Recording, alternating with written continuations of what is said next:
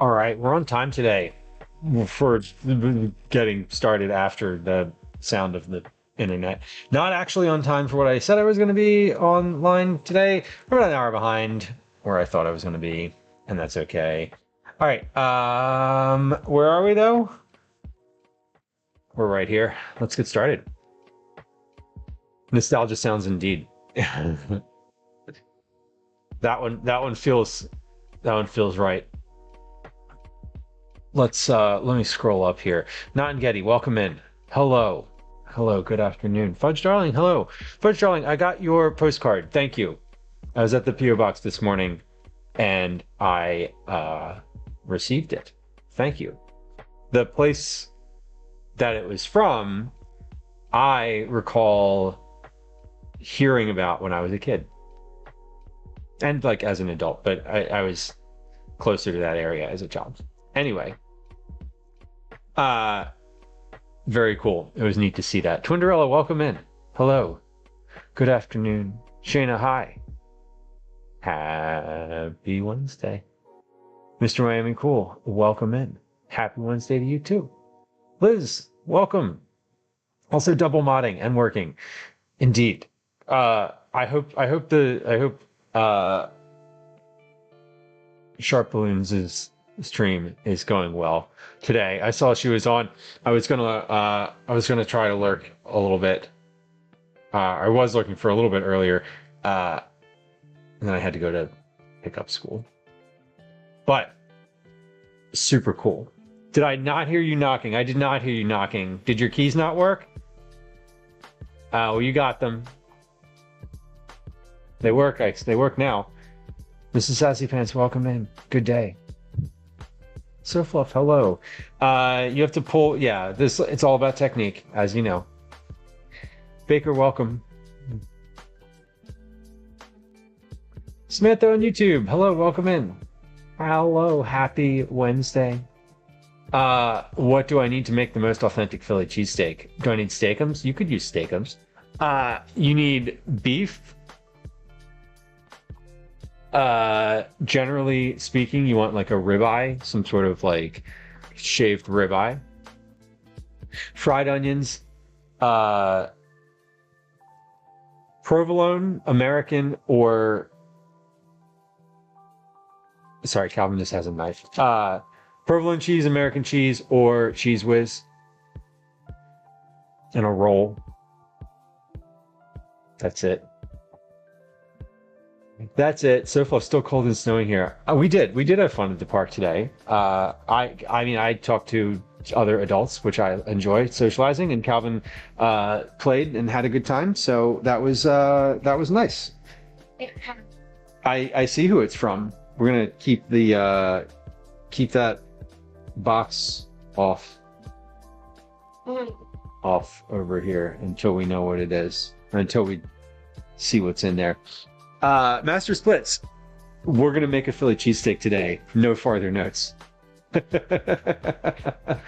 Avo, you don't think you'd be a whiz guy until you have one, and then you're like, cheese whiz.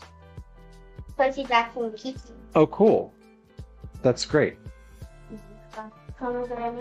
That's great. All right. I need to get started because if I don't get started, dinner won't get made today. That's how it is. Actually, moving the milk away from me. Yeah. Oh, Cal, can you open that on the table, maybe? Oh. Like, thanks.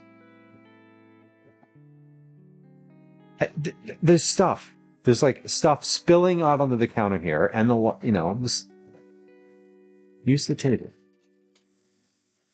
Okay, first thing, I guess. Dan, hello, welcome. Today we're making cheesesteaks. We're also going to make fries. We're going to do some deep frying today, and we're going to do some grilling on the griddle. Grilling on the griddle. This is messed up. There we go. Okay. First thing. I'm gonna peel the potatoes and we're gonna set them on the back. We're gonna boil the potatoes a little bit.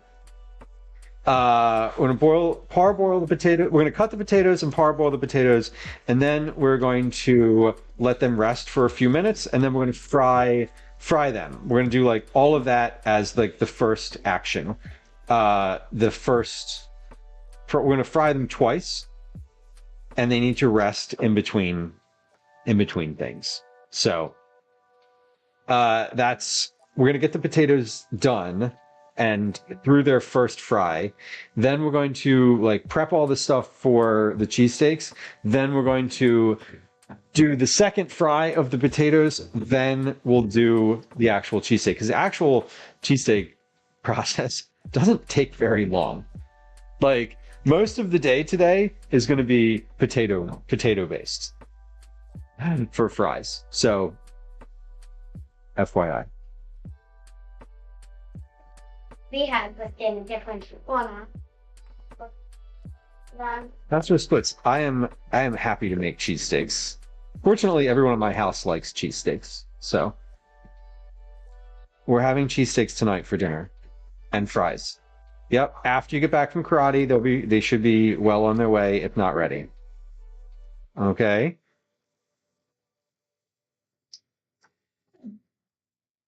No. All right. Just Jamie, thank you for your resub. I appreciate you. Also, welcome and happy Wednesday. Welcome and happy Wednesday. I usually don't peel potatoes, but this recipe specifically calls for peeling them, so I will oblige. And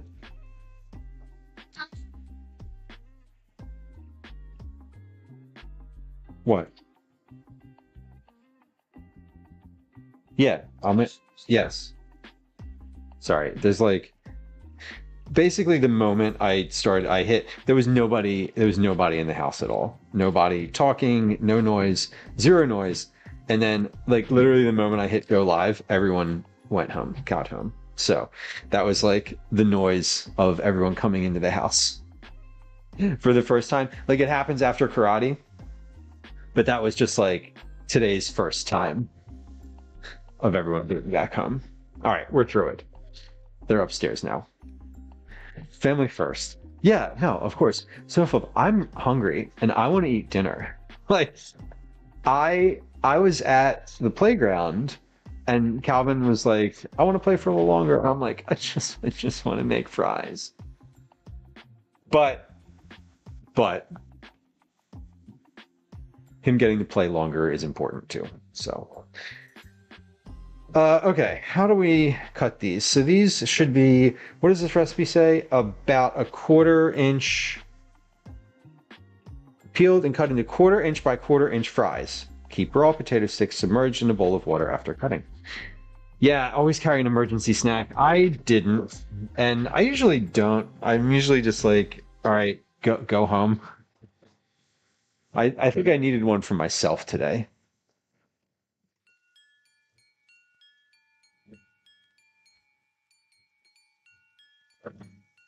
All right, let's get a little bowl of water, and we need a 1/4 inch.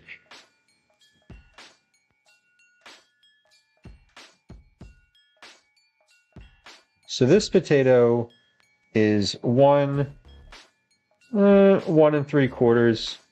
So I should get 7.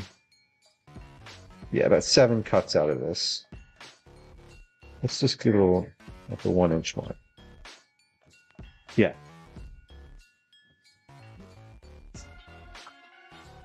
Why is he not going to go to bed? Okay. Is there like a physical reason? He's feeling kind of tired.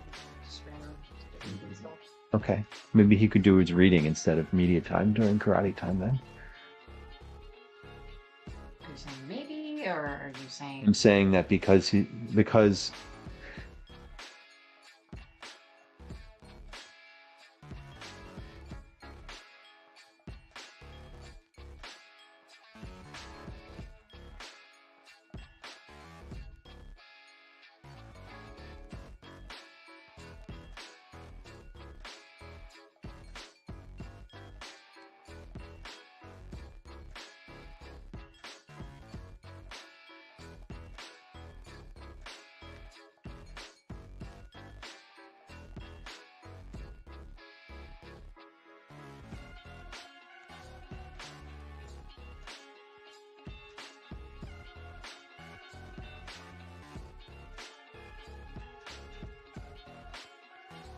Okay.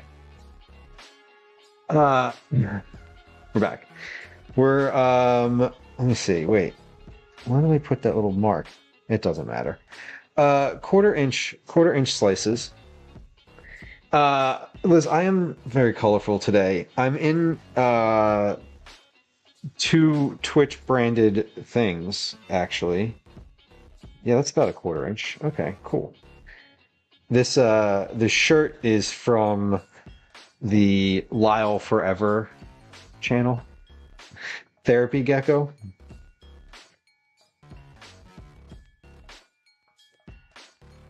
Master of Splits. Who is going to win on Sunday? Somebody's gonna win. I don't know. I really don't know. I have no idea. Like, I'm not the right person to speculate on who's gonna win, because like I don't follow either of them. I don't know anything about them. I have no idea about either one of these teams. And I'm not going to. Like, I'm definitely not going to educate myself on the football teams before then. I'm just going to do the thing and watch the game. I don't know. Broccoli, welcome in. Oh my God. Oh, it's tuberculosis. I feel like we're going to hear more things of that nature. So the other half is coming home today for his mandatory days off. Enjoy your last few moments of like silence, I suppose. That means it's been gone for 24 days. That's a long time. That's a wild amount of time. I'm assuming that there is a similar apportioned stretch of time. I'm assuming there's a similar like stretch of time at home after that, right? Alley Cat, welcome in. Ace, welcome. Hello. Eat It Dad's merch. No, these are not mine, but there is Eat It Dad's merch. If you would like to peruse, put command merch in chat and you'll be able to find that. Liz, I have made French fries before. The last time I made fries, I was doing fish and chips. And I used the same recipe, or I used the same technique. Mix, welcome in. Happy Wednesday. Yeah, I've made them on stream twice, I think.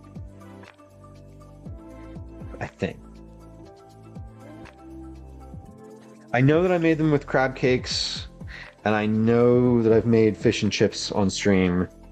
I don't know if I've made them another time. So maybe just twice. Whoa, that knife. Let me get that like suction of like a flat thing against a surface. It's so cool. It's like the opposite of surface tension. I hope it's certified free-range grass-fed ribeye steaks.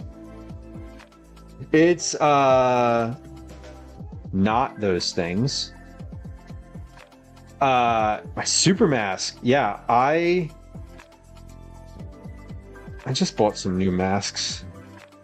Some like for travel and things of that nature. Now I keep getting emails about it, of course. But no, the beef is a ribeye. It's already cut to be a cheesesteak. It's cut into like slabs, like beef slabs.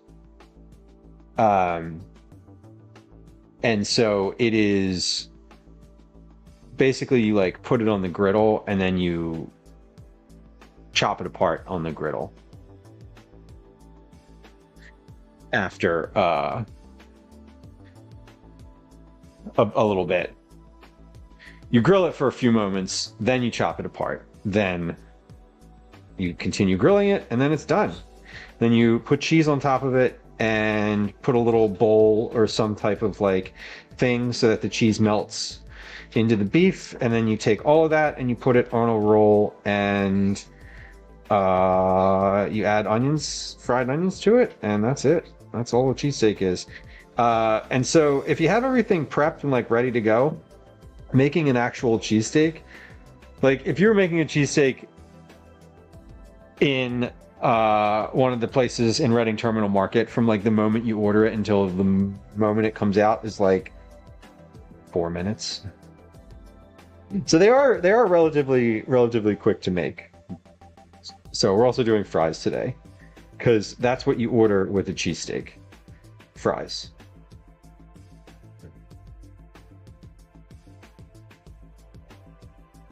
And now that I know Calvin's not going to karate, I don't feel a sense of urgency somehow. I feel less of a sense of urgency. Kathy, welcome in. Good afternoon. Foggeist, hello. Fellows, yeah, you don't, and you shouldn't care about the mask if you're wearing one, and if it's for like personal health. I'm always like, I've gotten people who said something about having a mask on before, and my response is usually just like, oh yeah, I have the flu, and then start coughing into the mask, and they're like, oh. Is that salt water? It's no, this is just regular water. There's nothing, there's no salt in here yet. Dan, Dan, sorry, no, Robbie, Dan, I said hi to you. Dan, hello. Robbie, welcome in. Welcome in. A senior citizen hour. Develops totally. Very, very, very familiar. That's a very familiar site. All right, we're gonna boil these potatoes now. So I'm gonna add these potatoes to a water, to the pot. I'm gonna dump this water. So these are like just in here to keep them from discoloring. Now this one feels a little large. This is like too large. Okay.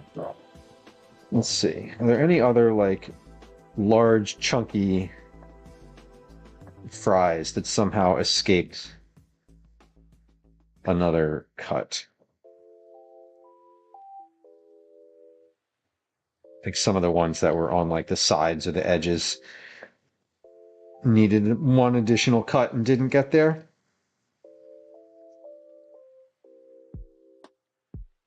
All right, that looks to be pretty good. So the goal is to boil these for about 10 minutes. You sort of par cooking them in water, and then you let them dry for about 5 minutes, and then you fry them. You do like the first fry. So first thing first, we're gonna boil these. You fill that pot with water, and I need a little bit of vinegar. So potatoes, vinegar, go in the water along with some salt. 2 tablespoons of salt, it says. So you kind of cook these first. Let's get those on and salted. So it's about 2 tablespoons of salt. So I'm gonna go big here. I need to refill that salt. And yeah, 2 quarts of water, salt, vinegar. About 2 tablespoons of vinegar too. Okay, so we're gonna boil that. Potatoes should be fully tender but not falling apart. Drain and spread on a paper towel lined rimmed baking sheet, allowed to dry for 5 minutes. Meanwhile, heat the oil in a Dutch oven or large wok over high heat to 400. Add 1/3 of the fries to the oil. Cook for 50 seconds. Repeat with the remaining potatoes. Allow potatoes to cool to room temperature. Continue with step 3. Then you fry them the second time. So let's get our sheet pans together. Actually, no, let me get a couple things. I want to want to heat my oil. And then do I need this knife for anything else? Maybe. Do I need this peeler? No, I do not. Let's rinse this bowl out. I'm probably going to need this again. Don't worry. I know what I'm doing. I have I no do know freaking what I'm idea doing. what I'm doing. I do know what I'm doing. I just don't do it very often. All right. Let me say hello though, because I just stopped. I stopped looking at the computer for a second while I was figuring things out. Liz says, I think the contents of the cheesesteak should go on the fries instead of a sandwich. That would definitely be a good take too. Excuse me, Daddy? Sorry. Daddy? Sorry. Daddy? Sorry. Daddy? Sorry. Daddy? Sorry. Daddy? Mrs. Daddy? Sorry. Sorry, Daddy. Mrs. Sassy says, I'm going to argue you're in favor of the Eagles winning since you're making Philly cheesesteaks tonight. Also, I'm from Philly, so I might be a bit biased. I do want the Eagles to win. I'm on record as saying I want the Eagles to win. I don't care if they win, which is different, but I do want them to win because it's nicer here and the people are nicer and the fans are nicer. So I do want them to win, and I do live in Philly, so it would be nice if they won.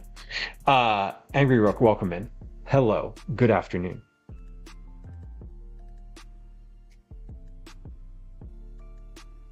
Velas, congrats on restarting a garden. Tis the time of year to do that, right? The legs, 2 beautiful thighs, 3 fingers. Get your hand and almost treat your hand like a sort of whisk. Push your fingers in there, and it's nice and moist and smelling very fragrant. Oh, I can feel him doing it in my soul. So happy to watch you make this today, Amber. I'm glad. I am. We're gonna end up doing the cheesesteaks probably around 7 p.m. Eastern. Just FYI. All those flavors, and you choose salty. Stay mad. Crawdot, welcome in. Good afternoon. Daisy's doing great, Amber. Thank you. She's over here on the bench. She's not asleep, but she's aware. Angry Rook, another parade down Broad Street. Maybe. We'll see. I'm not gonna be I'll go if they have one. That'd be cool. I'm rooting for Philly, but I'm rooting for my Super Bowl squares more, Jamie. That sounds fun. I don't know what that means specifically, but it sounds like it's some sort of gambling adjacent scenario, and like you don't maybe need any prior knowledge to play, which I kind of like. Because I don't have prior knowledge of the things. I'm gonna turn on. I'm putting the oil. I'm putting some oil in a Dutch oven back here. I'm starting that heating because that takes a little while to come up to temp. So we're gonna put our vegetable oil. It's all vegetable oil, no canola, just vegetable. Whoa, that was a lot. Okay. So I'm using my friend Drew's Dutch oven as well because he let me borrow it to make pot pie in Your balls are showing. a while ago.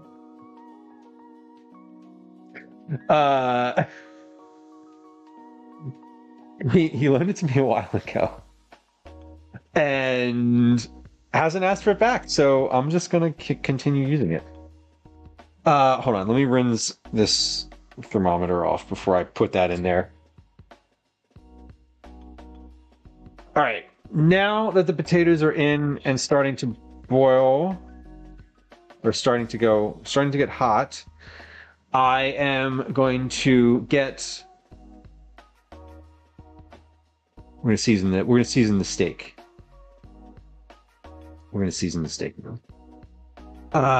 Jamie says Super Bowl squares means I could win money based on the scores throughout the game, which sounds great. I would play a Super Bowl squares. I don't know the things that I know there's all sorts of like other bets that you can do. Prop bets, I believe they're called. Which I feel like I would know. I don't know enough about that to like make an informed bet there. So I wouldn't. All right, we got cheese, we got rolls, we got beef. We got it all. We got it all. So, I don't know how much beef this is. This feels like a lot. It feels very beefy. Brody Fire, welcome in. These are basically... Move my cutting board off to the side here. I don't really want beef on my cutting board. So these are basically a flat of like steak. Okay, so this is 1, 2, yeah. This, how many pounds of meat is this? This is a lot. This feels heavy. This feels like it's 2 pounds, which is a lot of meat. Probably won't use all of that if it's just 2 pounds. Yeah, this is 2 pounds of meat. Okay, we're definitely not going to use all of that, but I will. Let's see. Let's get some of it out. I'm going to put it in the bowl, and we're going to season it in the bowl, and then we're just going to let it sit for a few minutes and get out our. Let's see, what are we going to get out? After this, we're going to get our sheet pans ready for the fries, is what we're going to do next. So I think, yeah, you cook the fries and then you let them rest. You cook them in the water. Water, rest, oil, rest, oil. Oh, that's 100 minutes. That's too many minutes. 10. There we go. Mick says we had loony squares at the pub back in the before times, and I would always randomly pick boxes because why not? So that's just like each, yeah, you're like the final score or like the score at whatever. Like it represents like final scores, right? And it's like a grid, and it's like 1, 2, 3, 4, 5 across the top, and 1, 2, 3, 4, 5. And if the score is like 5 to 5, it's like this square and like 1. Yeah, I know what you mean. See what happens when you make Philly cheesesteak on the stream? Well, it's been discussed enough, so you know. Here we are. So we're gonna season this. I'm waiting. This water is just about to boil. Just about to boil. So we're gonna. I'm keeping an eye on it. That's what we're doing. Liz, are we using Cheese Whiz? We are not using Cheese Whiz. Fortunately or unfortunately, depending on how you see it, I did not get Cheese Whiz, so we're not going that route today. Dan, thank you for the bits. I appreciate you. All right. Yeah, so this is the same form that this comes in when you go and you get it at, you know, any restaurant or whatever. Not restaurant, but like just a shaving, like a real thin strip of beef. And then you toss those on the griddle and you kind of break them up with your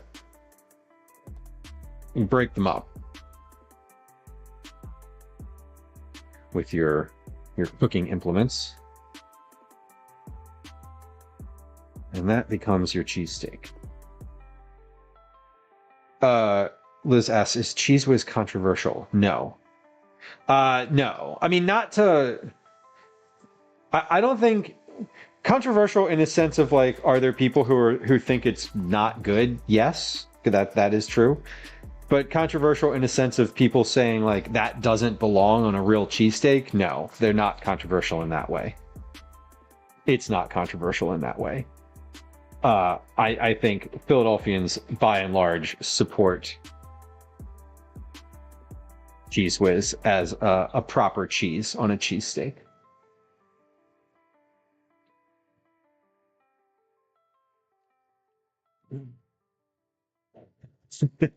Mix, I appreciate your squares strategy. I would probably do the same. I know enough about sports, like I know the rules, right? Like I can watch a game and not feel completely out in the wilderness in terms of like what's happening. But generally I don't care about it, so it's not like exciting to me. I'm like, oh, that happened, but whatever. I'm just peeling these apart and like separating them before putting them in this bowl because they're thin. They're thin sheets of beef. So that's the move. We'll get ran out of Philly if you put ketchup on there. You will get ran out of Philly if you put ketchup on your cheesesteak. Or go ahead. Honestly, like feel free to put ketchup on your cheesesteak if that's what you want to do. But like just again know that decorum insists that that is not correct. But like, I'm not going to yuck your yum. It's like when people say chili shouldn't have beans. No, there's some flexibility. Patrick, hello, Patrick. Your color in chat is similar to my headwear today. Welcome in. Good to see you. Speaking of folks who know a thing about a cheesesteak. Patrick Richards probably does as well, I would have to imagine. But we're doing just like shaved. This is just shaved ribeye. It is plain, so I'm seasoning it right now.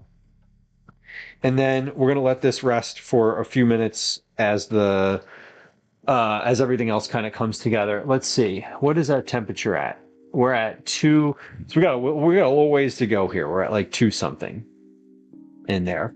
I am not always, I like whiz on my cheesesteak, but I think I don't eat cheesesteak very often, so I generally prefer the Cooper Sharp, which is an American cheese, by the way. Cooper Sharp, Cooper's a brand, not a type of cheese.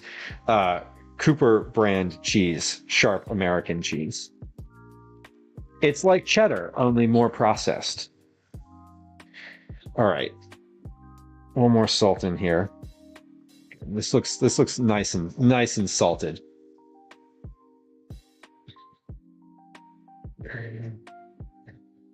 Does the underwear match the hat?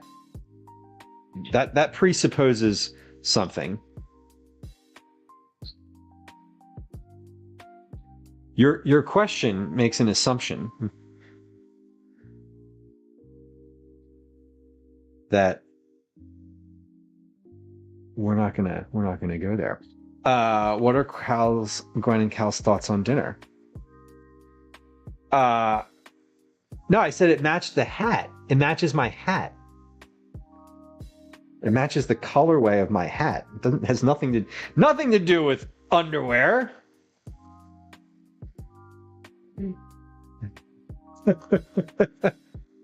Because it does match my hat. It's also yellow. Liz, they're excited about dinner. They're both very, very invested in the cheesesteak.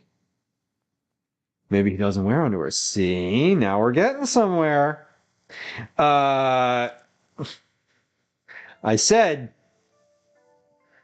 your question makes some assumptions. All right, so this basically we're going to do several rounds of grilling, I think, here, because we've got a bunch of steak. So I'm just going to grill all of this steak as well. I'm not going to leave any behind as ungrilled, because I don't really eat this in general, and I'd rather have it be like cooked and grilled and not used in a cheesesteak tonight, and just able to like toss on top of an omelet or something, or in quiche, perhaps even a quiche. All right, but that is Getting there. Getting there. There's a lot of beef in here. A lot of beef folds kicking around.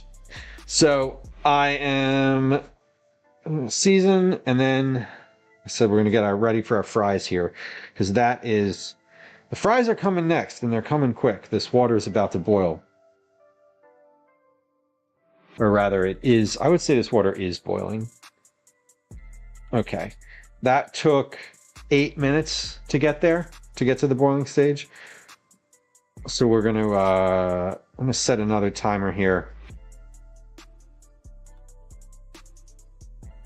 for 10 minutes. I want to watch those potatoes, though, because it says boil them for 10 minutes, but they are thin. The fries are pretty thin, and I feel like if I feel like 10 minutes, they'll be like too soft, but we'll see. Jamie says, I like to do that kind of beef on the Blackstone in the summer. Totally. Yeah, and this would be exactly good for that. All right, this looks good. So here's basically, I'm going to do these on the grill. Not the grill, the griddle. The griddle. And we're probably going to do like 2 or 3 pieces at a time until they start to break up. And then what I'm likely going to do is have a second cast iron pan off to the side that's just like warm, that I can toss those into after they're done. So I don't have enough grill space for things to just sit on the grill. So we're gonna make do with what we can. All right, these taters are definitely boiling, and I'm gonna scoop some of this. Hold on. Why was that so awkward? I'm gonna scoop some of this starch off the top. And give these a little stir. Yeah, it smells like starting to smell like fries in here. I've got the scent of the raw, like the potatoes boiling, and I've got the scent of the hot oil. And just like those two things together smells like French fries are in the house already. But like they're not fries yet, so it's kind of inaccurate. Also, there's a lot of vinegar in that pot, and it smells really fantastic. Okay, salt to the side. You can, I might need that later. We might use all that salt. We don't know. Is that a tiger's eye on your bracelet? It is not. I actually have 2 bracelets. One's just like a wooden thing. Gwen got this for me in Japan. And then the other one is this little rubber thing. It's the 420th stream. And I gotta tell you something. You are the first person to point it out. And I think I know why. But yeah, it is. It's stream number 420, and we're making cheesesteaks. We're exceedingly on brand today. Go Birds. What did I say I wanted to do after this? Speaking of on brand. Right. Tray for the fries. Yes. Tray for the fries. So these, when they go in, really should be pretty dry when they go into the frying oil. So it calls for putting them onto a tray with paper towels for drain and spread on a paper towel lined rimmed baking sheet. It's super specific about all those things.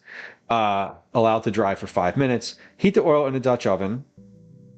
Add 1/3 of the fries. Oil temp goes up to 400. It says started at 400.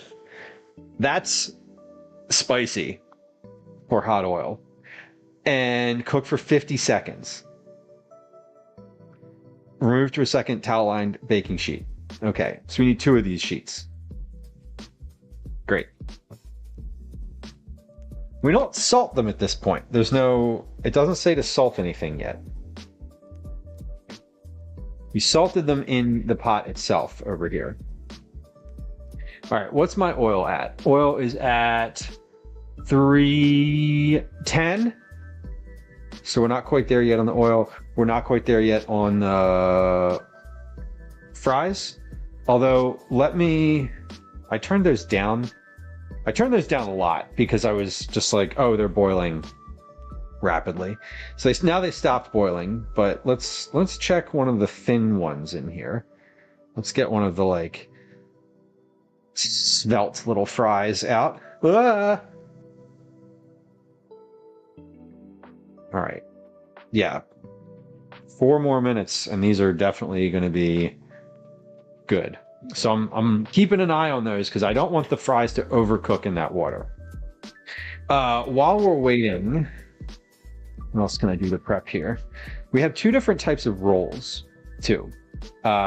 This was important. So the rolls...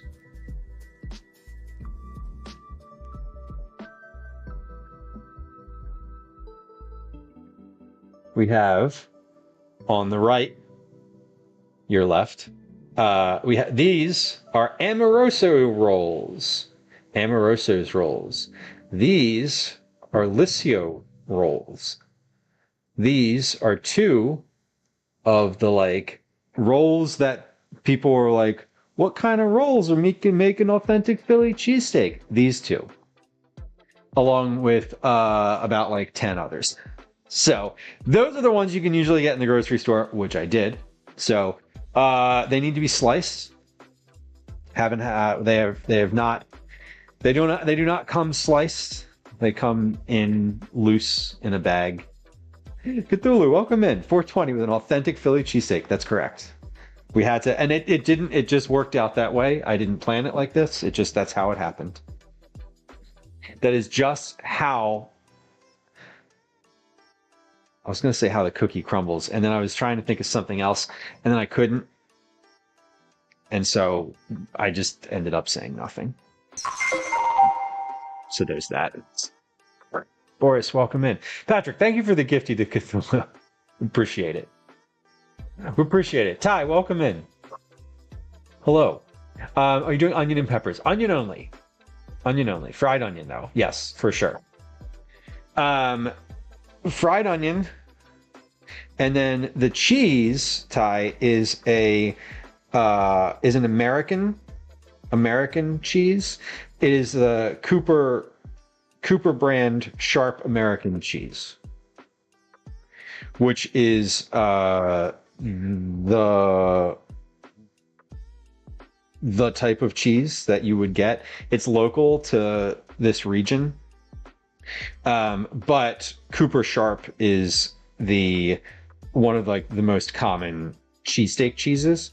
It's mostly cheddar style cheese that has been like processed. It's a very processed cheese, but I think it has like a cheddar, some kind of cheddar base to it, if I'm not mistaken.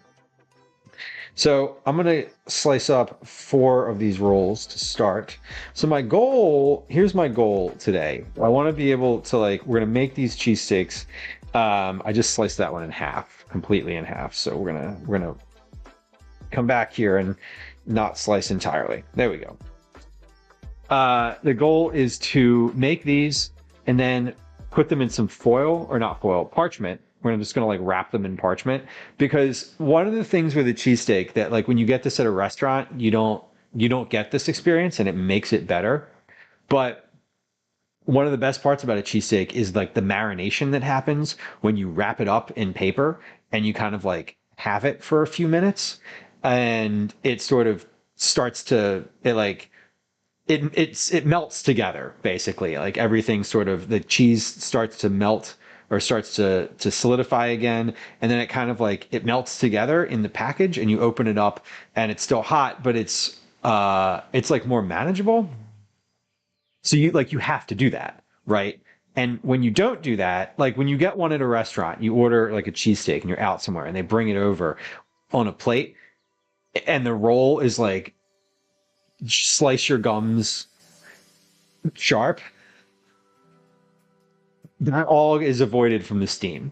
Jamie, exactly. Yeah, the steam. It's like it steams, it gets soft, it gets solid. So we want to make the cheesesteaks completely and then wrap them a little bit. That's the move. And then you keep them warm.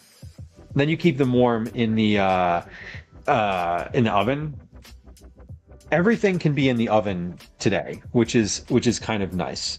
The fries will be in the oven, and then the cheesesteaks will be in the oven at the end. Okay, that's my 10-minute timer for these fries. Let's get these out and onto a sheet pan to cool down.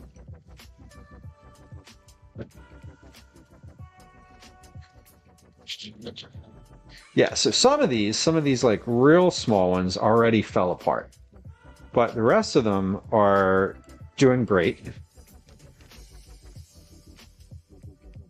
and are going to be ready for their deep fry debut here in just a few minutes. Now we're going to let these sit and let these air dry for a moment or two. We can't just dump them directly into the hot oil because one, the oil's not hot enough, but two, the moisture on here will cause the oil to sputter and overflow. So we're going to keep these a little drier. We want these to be a little dry. That's the goal. Jamie likes to do the trick with the wrapping for bagel sandwiches. You saw. Yeah, really any kind of sandwich is made, any kind of like warm sandwich like that is going to be made better by having it wrapped for just like 5 minutes. Not even that, you know? It's really a super, it's a little trick. It's a little like trick of the trade, right? Like you don't usually wrap your sandwiches up at home and let them sit for 10 minutes before you eat them. But if you do, it sure makes them better. All right, what's our oil temp at? We are at 370. Great. So I'm going to turn that down a little bit because I want to hit 400 but not go over it. We're going to let these fries hang out for a few minutes.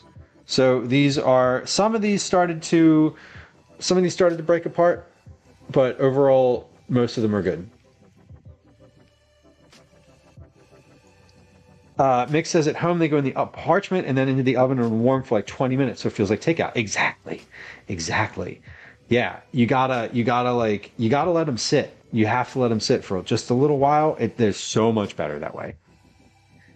Speaking of letting them sit, here's what we now. Before I get started with the deep frying, which we are going to do immediately next, we're going to take our first break of the stream. We're going to take a quick one. It's going to be 3 minutes long. We're going to throw up a game of words on stream. And during that time, we're going to run a 3-minute ad on the Twitch platform. And then we'll be back. The literal like moment we come back, we're going to start deep frying fries. So stick around. We'll be back in just a moment here. Let me put the thing on. Did it work? It did. Fantastic. Okay. Here comes a game of words on stream. There's no sound. That's a good one. Here comes a 3-minute ad on Twitch, and we'll be right back. Let me see why there's no sound. Oh, there it goes. Interesting. Hi. Welcome to another edition of Commercials Okay. I Hate.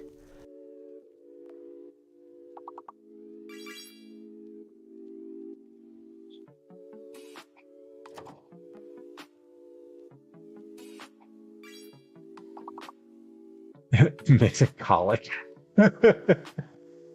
I'm laughing. Colic is very serious. I'm laughing though because it's like obviously you would. I feel like you would probably know that more easily than others because of like farming associations. All right, oil. I'm gonna drop the temp just a little bit more. There we go. Okay.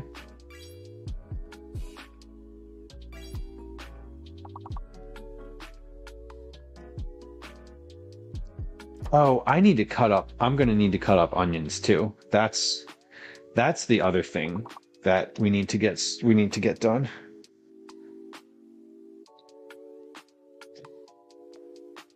Okay, I just put a little bit more oil in my pan because the temperature had just hit 400 and I want it to be a little lower than that to get started. Good stuff.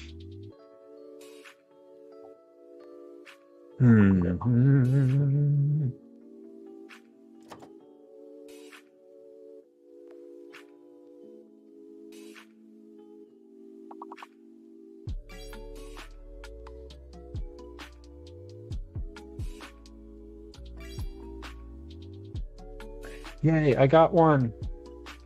I got one in that game. I feel good. Yep. All right, let's do one more. They're good. They're good. The sounds. They weren't going the first time around. Weird.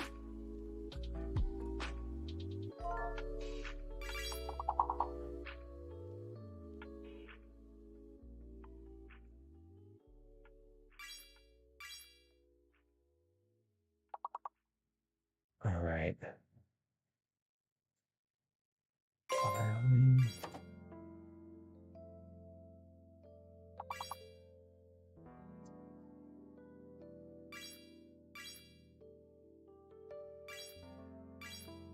One more. Let's get it. Starts with an F. It absolutely starts with an F. No, it might not. Never mind. It's because it's 5 letters. G. No, yeah, there it is. It starts with a G. Good work. Good work. If you're experiencing an ad break on the Twitch platform, welcome back. Thank you for your patience. Could not have timed that better if we had tried to. That was good. Let's fry some fries. Our oven, let's get this set up here. So I'm gonna hey, remember that last time when I melted the camera? We're not gonna do that this time. Let's get this high up. Hold on, we're gonna take a little moment here just to make sure I've got a good angle. All right.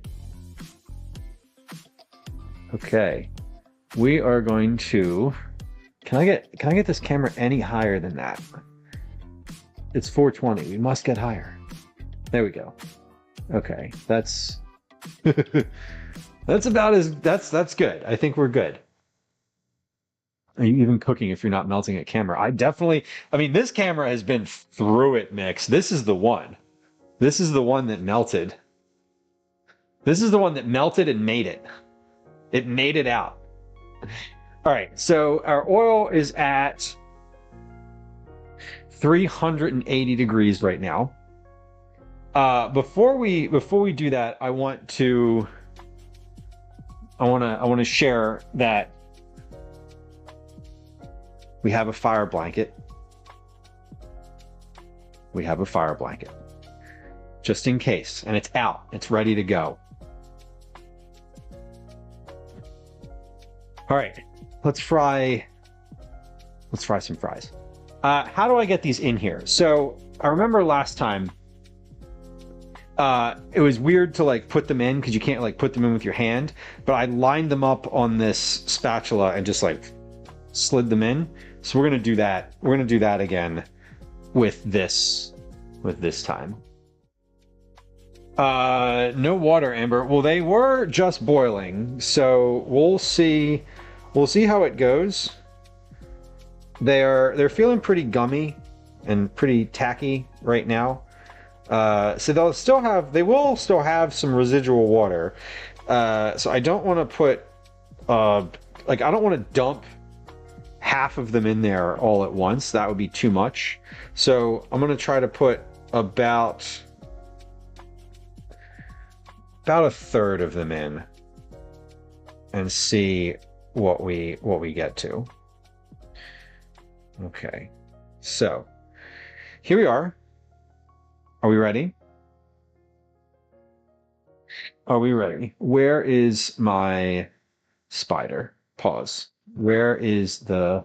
There it is. Okay, it's in the sink. All right, so 50 seconds is what it says. 50.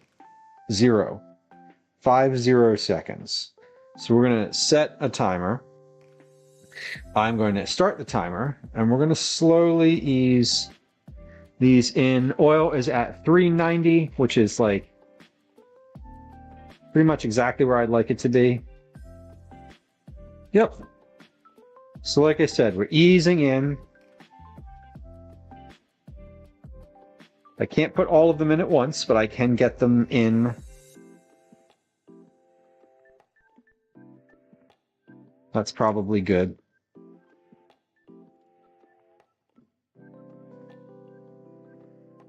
That's probably good.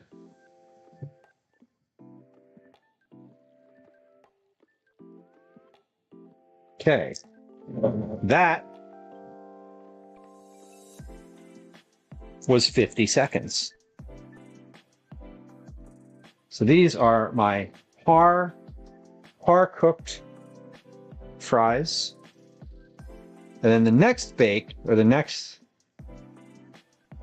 grilled on here, get out of there. Get out of there. The next on these goes for 3 to 5 minutes. Okay. Here we go. Roughly the same number of fries. Let's get the rest of them in there. Time has started.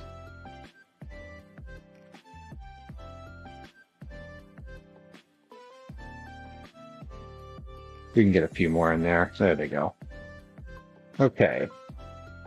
Now while those are cooking, let's load up my next load of fries on the spatula.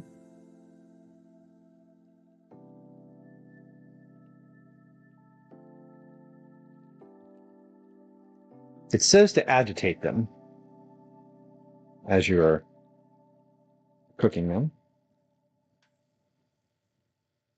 This is a very specific recipe. It's from Serious Eats, so it's like a serious recipe. All right, that was 50 seconds. Yeah, see, these look great. All right, now I'm gonna let that oil come back up because I just did 2 consecutive batches of these. So I'm gonna let that come back up to a 400. 400. Yeah, pass them through the screen. I would gladly share if that was an option. I do like to make food for other people. It is a very specific joy. I'm in danger. That I do, in fact, enjoy. I'm not in that much danger at the moment. This is going as expected. I think it seems to be going as expected. The difficult thing with these is always the waiting to get the oil back up to temp. And bother those fruits. Yeah, you need to disturb them. It said that they needed to be I think it said agitating occasionally with a wire mesh spider. Repeat with the remaining potatoes. Allow potatoes to cool to room temperature about 30 minutes. So we gotta get this oil back up to temp, and then 30 minutes. These fries just need to rest for 30 minutes. It did say that you could put them in the freezer. It said they were best if you put them in the freezer overnight after this step. So I was thinking maybe I might just stick them in the freezer, but actually I don't think this sheet pan fits in the freezer. Damn, I would need to have used a different sheet pan. Okay, well, that's fine. They'll just come back to room temperature while we work on the steaks. While I'm doing that, while I'm waiting for that to come back, I'm just taking these fries and sort of laying them out in a line so I can pick them up more easily for that second fry.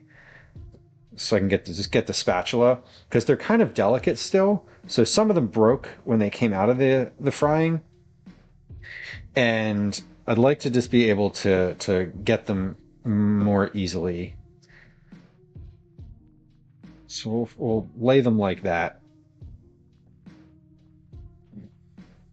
Overnight style freezing does make them fast food style fries. That is, yeah, I mean, it makes sense because like this is how you would cook a fast food style fry. You would par fry it, and then you would cook it.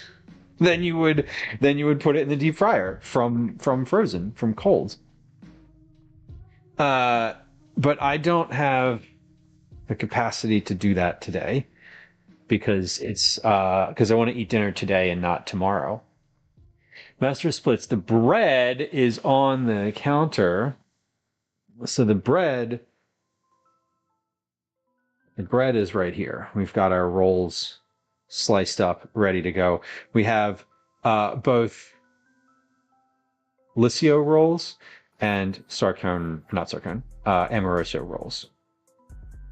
So we have we have two different types of rolls today also. We'll let them thaw in the fridge for half an hour. That's a good, yeah, I mean, it's a good idea to just get the water off of them too, or to get the thaw, get them to make sure they're completely cooked. All right, we're waiting. This is almost back. This is at 370. I'm going to drop these in when it's at 380 because that is going to be better.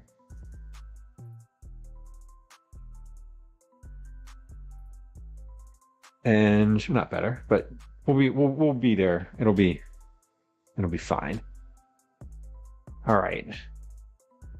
Oil is at 380. Let's get these in. This is another round of fries. Going in. 50 seconds on the timer.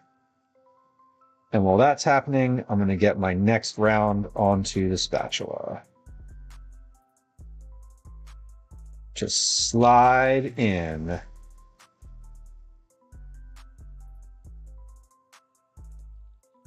I could definitely do more fries than I put in there, but the balance is when you put more, it drops your temperature, and then you have to either cook them longer or wait longer for it to come back. So it's kind of like a little waiting game.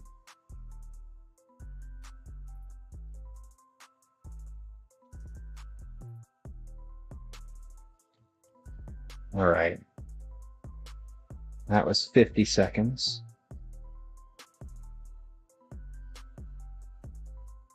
Yeah, I mean, these come out already looking a little fried on the edges. Nice and golden.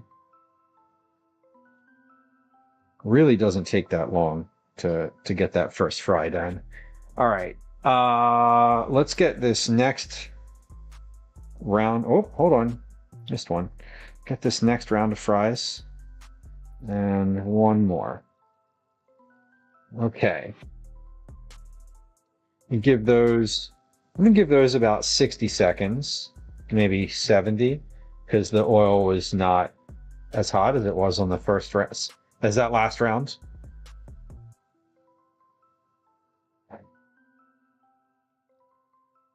Now we're deep frying here. This is just totally normal behavior on a Wednesday weeknight dinner. Very normal. Deep frying in a Dutch oven. Feels very abnormal to me. I don't do this that often. Okay. Now the rest of this is just kind of like potato shrapnel.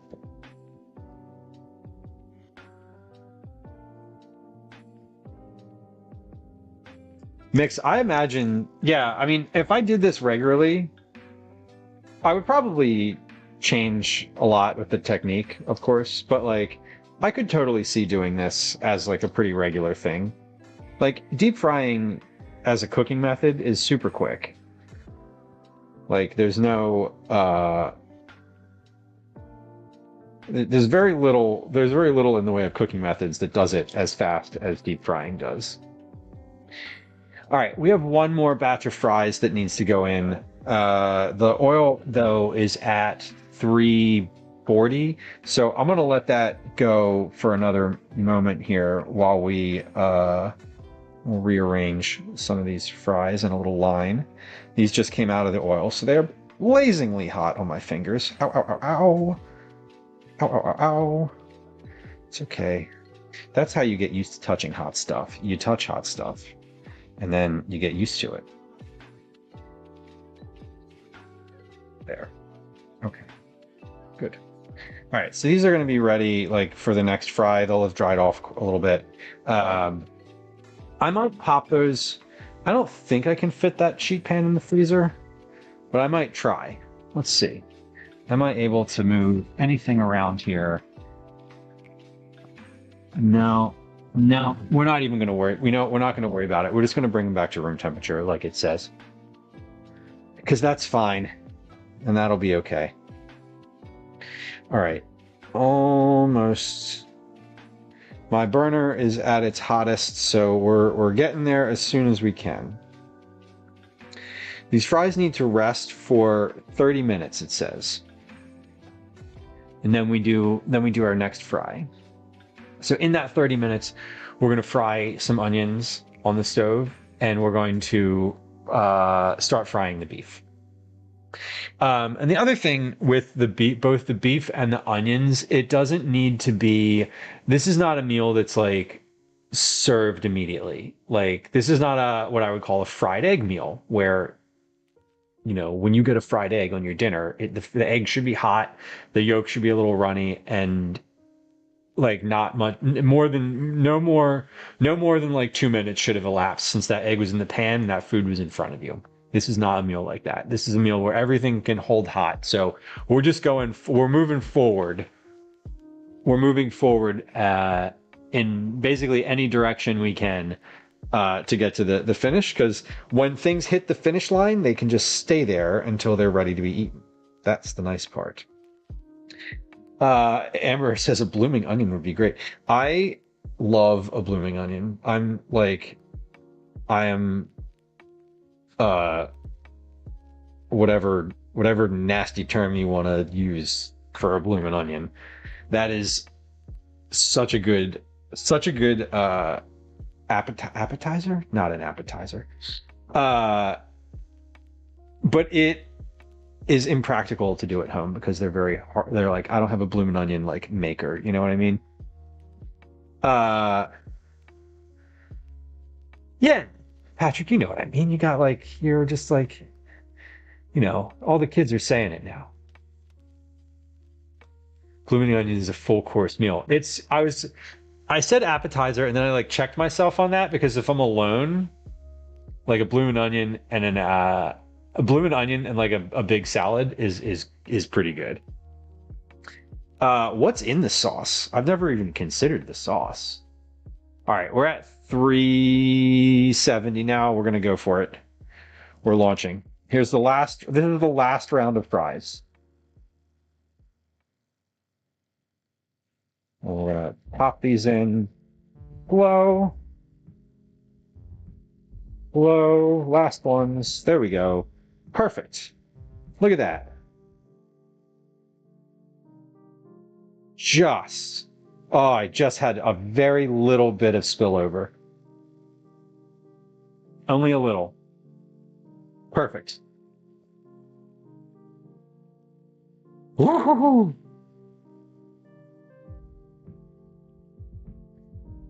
Seafood Fest, Amber. I would love a seafood fest in November or September. Jamie, that was a close call. There was like, it is right up to the edge and like a little bit spilled over, but it wasn't enough to like panic. That was close. That was very close. We just came real close with that one. Truly. The next time around, these should not be as bad because they'll have been fried already, and they will not have hardly near the moisture that they have in them now. All right, that is 50 seconds. Let's get these out. I'm going to turn my oil off right now.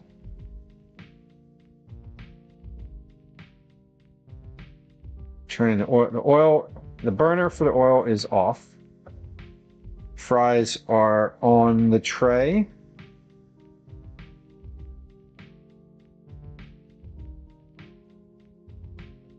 You got to get the ones that sneaky get behind the thermometer back there. They'll get back there and burn forever. Okay, good. That's done. Now, these fries are... Here we go. These are good. These are par-baked, par-fried, ready to go.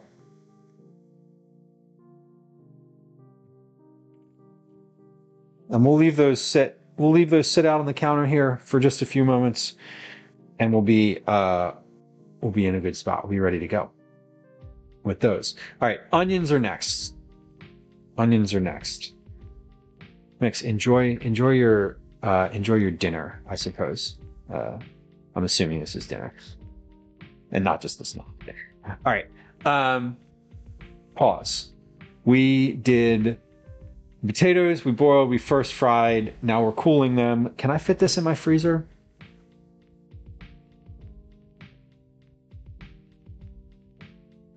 Oh, I can. If I turn it sideways and shove this shit out of the way. There we go. Perfect. Oh my God. Look at that. We did it. I just got to move this pizza somewhere. Okay. Will this close now? Yeah. Did it. I got the fries in the freezer. Pause. Though, here's a technical question for the cooks out there.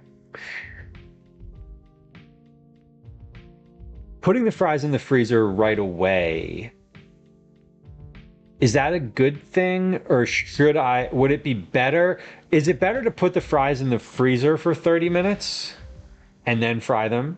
Or is it better to just leave them at room temperature and then fry them? Because if you leave them at room temperature, they'll like evaporate differently and they might dry out more. Whereas if I like putting them in the freezer for 30 minutes, I feel like might not be enough, or it might not have the same effect. I don't know. I think I'm going to put them I'm just going to leave them in the freezer. That's like what I'm going to do, but I'm curious if anyone has thoughts about proper execution in that regard. Jamie, what kind of rolls? These are sub rolls. We would call them hoagie rolls. I have two different kinds. This one is an Amoroso roll. This one is a Liscio roll, Liscio. They're both Philadelphia companies that make, they're Philadelphia bakeries. But you would be likely to get one of those rolls if you were getting a cheesesteak in Philly. They make rolls for a lot of the like a lot of places that serve cheesesteaks will use just one of those rolls. And like they're very specifically sized too. Like if you were buying this in a standard grocery store anywhere, you might see these as like a sub roll or torpedo roll or a long roll, even. All basically the same thing. They aren't exactly the same thing, obviously, but they're roughly equivalent. A lot of shops in Philly will use Amoroso rolls. Liscio rolls are for sure. Karungi's is another bakery. Sarcone's is a big one. We walked by Sarcone's in the Italian market. Some places make their own rolls. which is a totally different endeavor, which is super cool. They make their own. I am definitely not going as far as to make my own rolls. I'm sorry, but I want like a good cheesesteak, and I'm not gonna make a roll better than this for a cheesesteak. Not me. Like, not on probably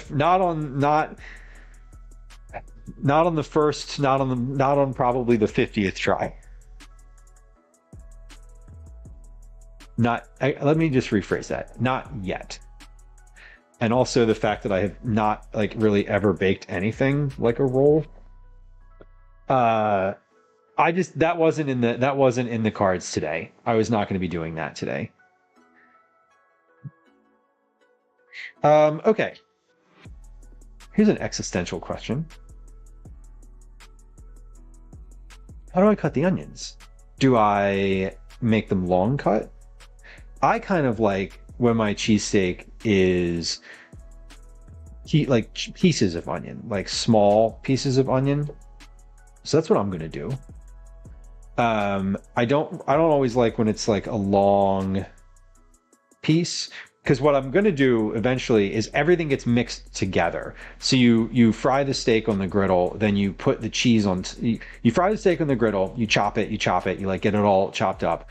Then you put the onions on it, and then you put the cheese on it, and then you put like a bowl or a dome over it, and you let the cheese steam, and then you take all of that and you just put that right on a roll. So I think I'm gonna make them into large chunks. A large dice is what I'm going to go for today.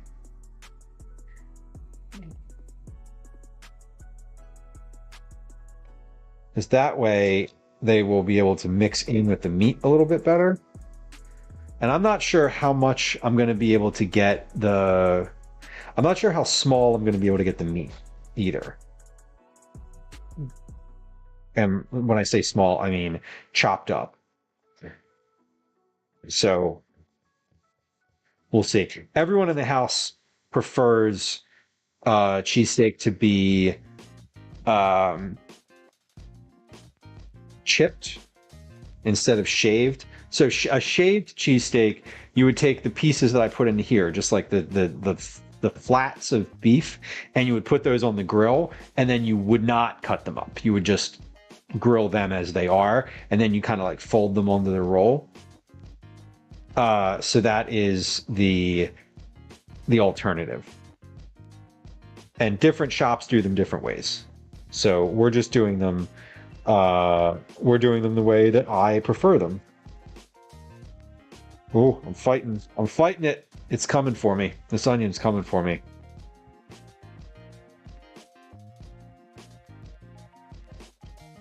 Feeling down but away from jiu-jitsu. I imagine that jiu-jitsu is a very like grounding practice. It's the type of thing that you have to do completely. You can't be thinking about something else while you're doing it, because then you get thrown across the room. Oh, speaking of across the room, I just needed to get out for a second. All right. Oh. Let the onions have produced the best telenovela dramatic tears possible. I know. It's if only I could get paid to cry on command. Just tuck a little onion in my collar, you know? Kathy, I definitely eat grilled onions. Like, we might have leftover grilled onions, but they're not going to go to waste. They never do. Even if they are in the fridge, I'll eat them cold out of a Tupperware.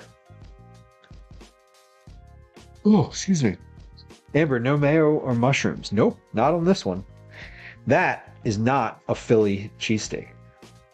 So a Philly specific cheesesteak has fried onions, meat, cheese, and a roll, and that's it.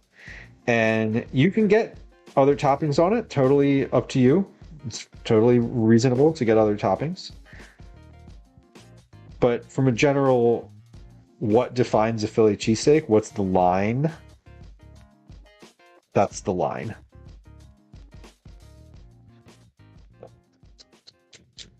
Oh, God. Okay, sorry. That's... Oh, my God. Washing my hands real quick. Oh, my eyes. My eyes. Holy shit. Oh.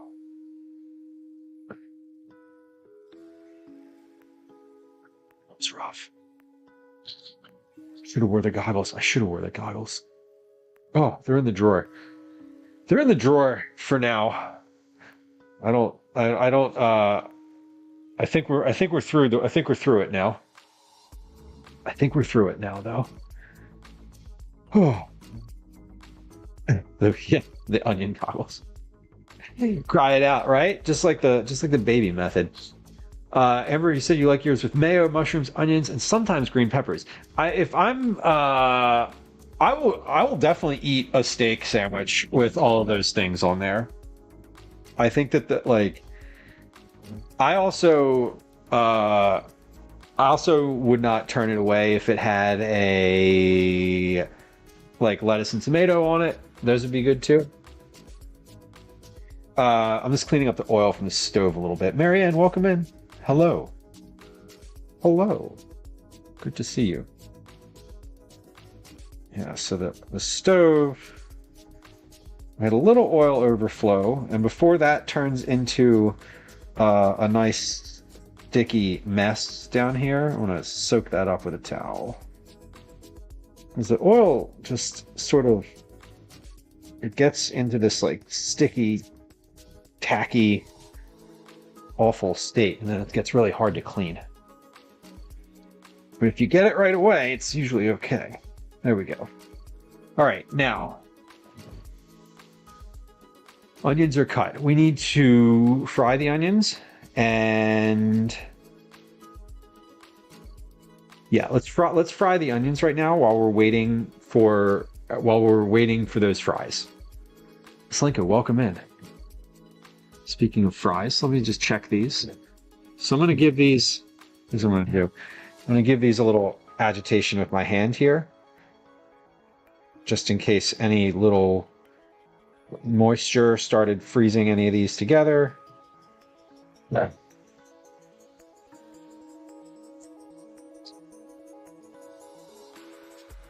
Just dropped a couple on the floor. Daisy, no. Daisy, no. 2, 3, 4, 5. Okay, not that bad. All right, we're gonna take these.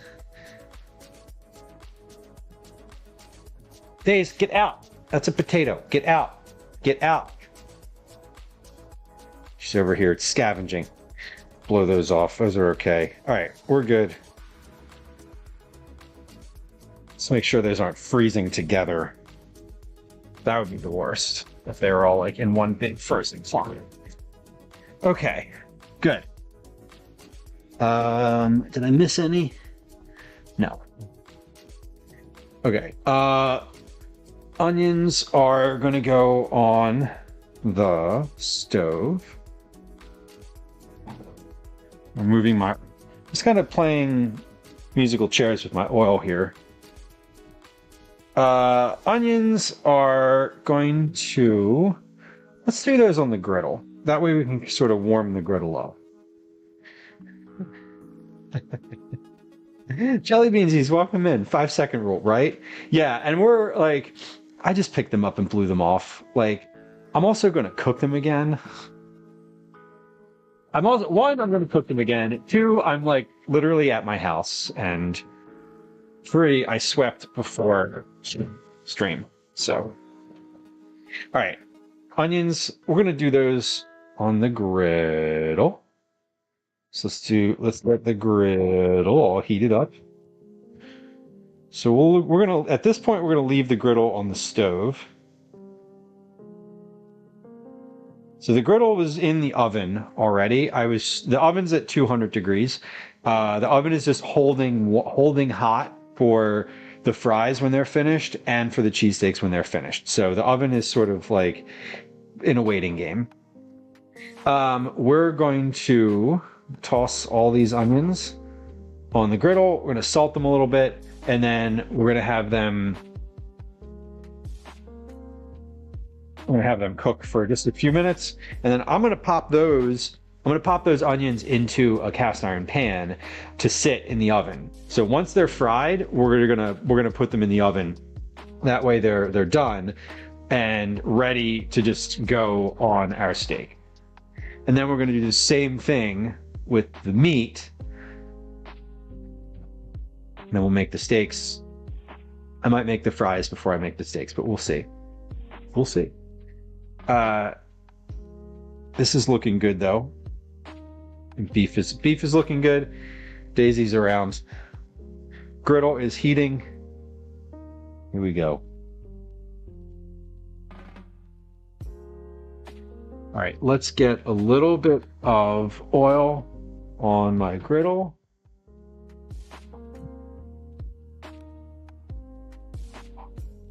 Oh yeah, look at that. We can get the whole damn thing in this shot. Oh, if I move the camera up higher, it's even... Oh, weird. Hold on. There we go. Look at that. Got the whole thing in there.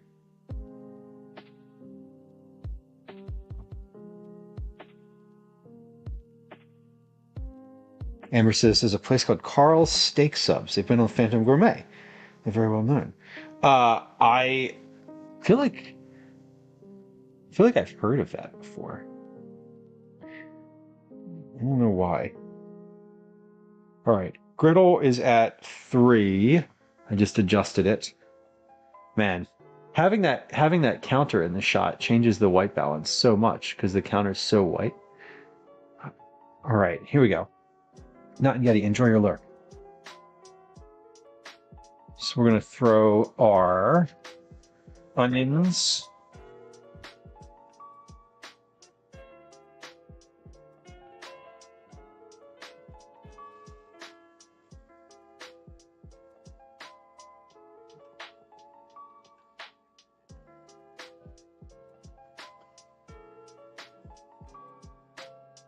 Onions are on the grill.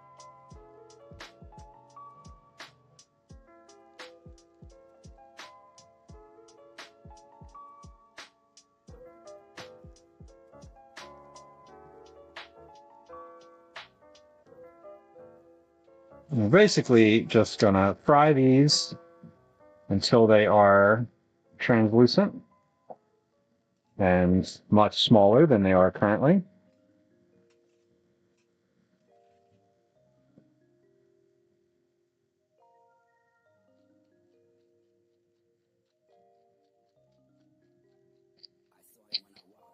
So I'm basically warming up my griddle today with some onions. And then we'll throw some beef on here after. Yeah, so I was thinking about doing this in the cast iron pan, and then I was like, no, I have a grill, like I have this griddle. I got to use it for this. This is what it's for. It's literally designed for this purpose. How could I not? Right?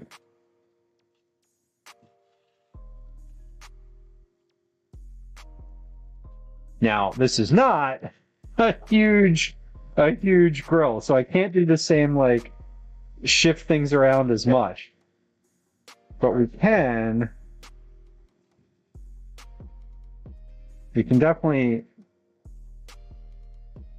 do a little bit of that.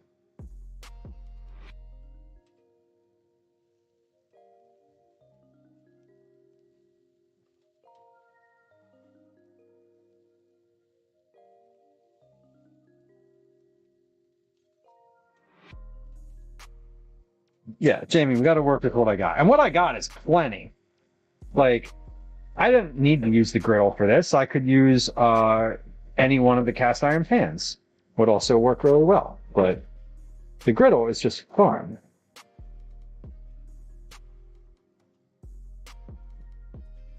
Getting Getting the onions off the stove here. I'm not trying to create a huge mess either.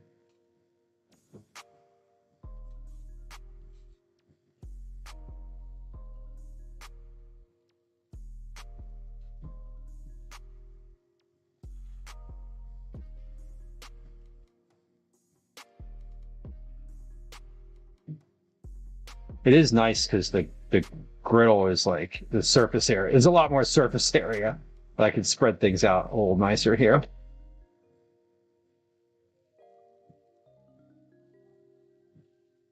All right. I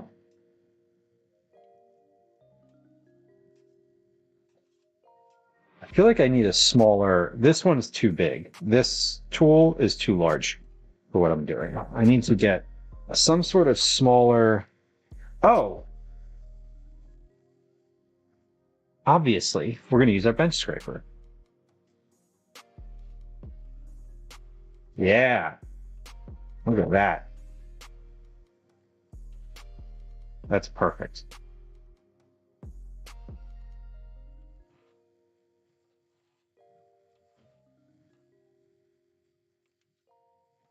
I'm not too worried about using metal on this, even though it's cast iron.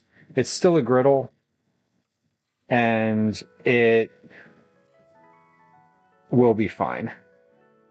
I'm not like banging on this thing. I will be cutting the beef with it, but that's going to be also more like technique based. That's going to be more like you hold it with this and sort of spread it with the spatula.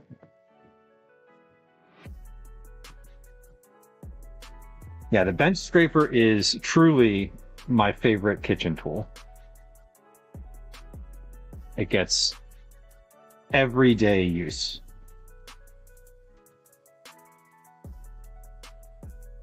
Every day that I'm cooking, it gets used, I would say, at least in some capacity.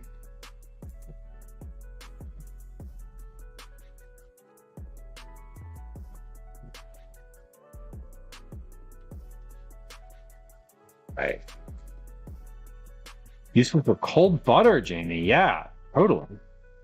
Yeah, because you can, it's nice, you're right, because instead of using like your hand on the back of a knife, this is like a much broader surface for your palm.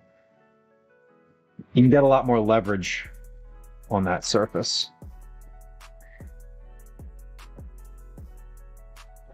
Yeah, the knife is like, using a knife to cut cold butter like that it definitely feels dangerous. It's like one of those kitchen tasks where it feels like it could be a problem.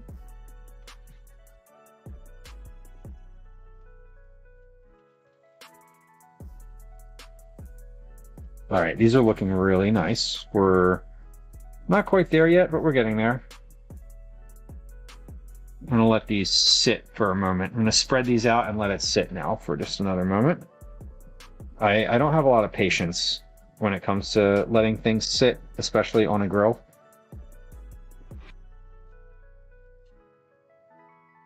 But I'm trying. I'm working on it.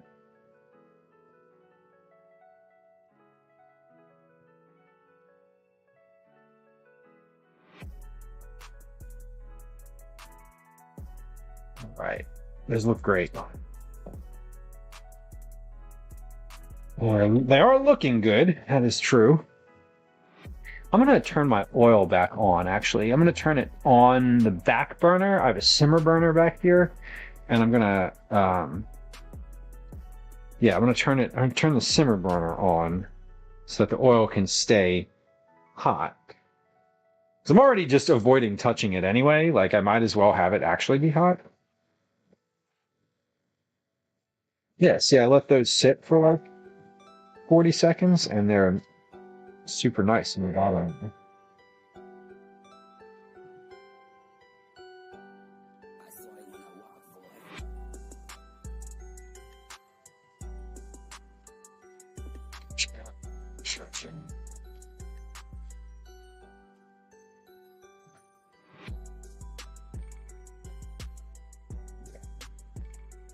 Beautiful.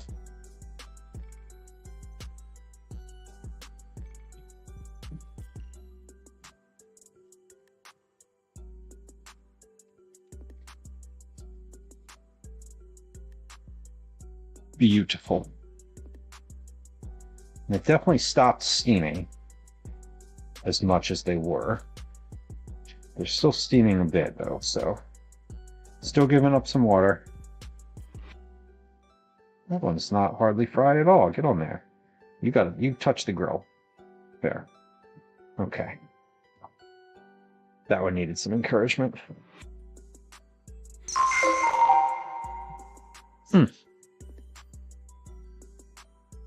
Liz, thank you for the sub for Baker. Appreciate that.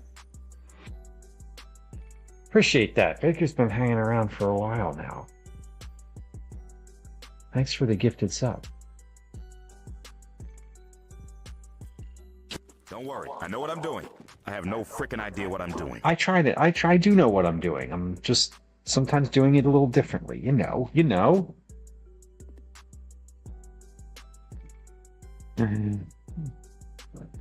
All right. Almost there with these onions. They're looking really good. Some of them are ready.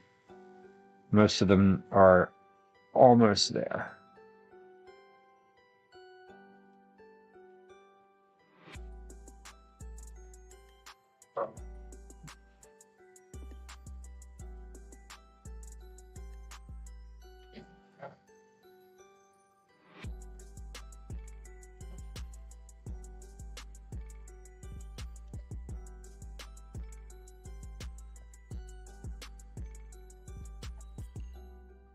Looking good though. Now we're frying these, so these are not caramelized onions. They are intended to be fried. So they are not. We want them to be brown and translucent, but not like burnt. I'm gonna turn my griddle up just a little bit here. I'm at 3. I'm going to 4. I'll let those sit for another moment. Okay. This onion can go away. Got plenty of onions there. Oil is heating up. Beef is ready to fry, and fries are 5 minutes from their 30-minute rest. So we're trucking along. We're making good time.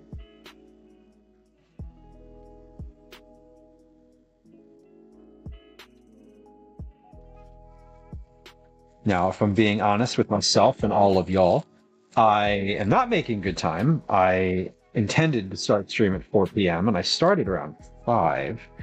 So I'm about an hour, I'm running like an hour behind. But I think I also planned on a lot more like talking at the beginnings.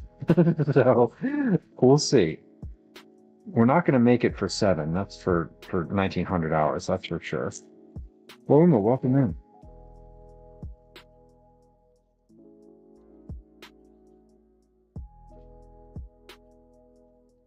We're doing cheesesteaks today. Cheesesteaks and French fries.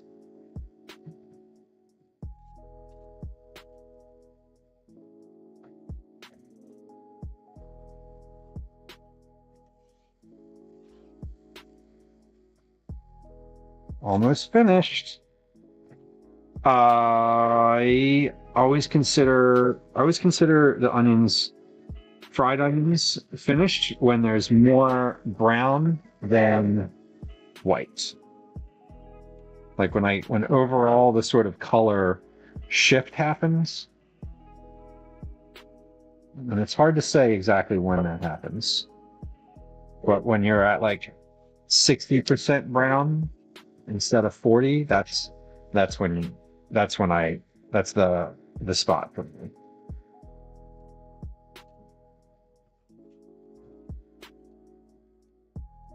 You watched the Martha Stewart documentary? At what point made you think of her? Was it when she was trying to sell her lighters?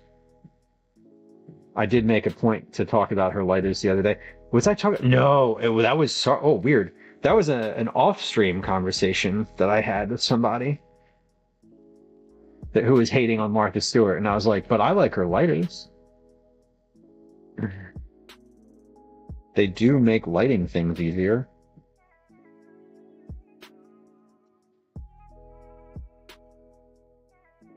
Or was it, or Amber, was it the part where she was effortlessly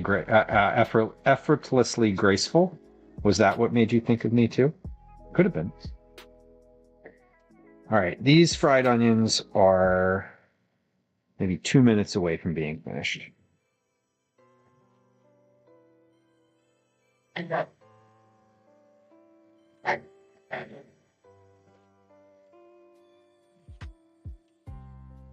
Man, there's really nothing like cooking on a huge actual flat top grill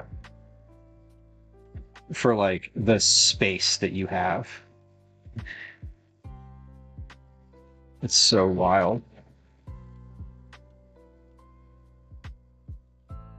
This is not that at all. This feels very contained. Although this is much nicer than doing this in a cast iron pan, I'll tell you. Being able to like slide things around flat like this is really nice. Yeah, Jamie, the Blackstone is fun. I bet. Okay, these are done. We have brown, and now we have like some brown bits in here. So these can be finished. There we go. Fried onions.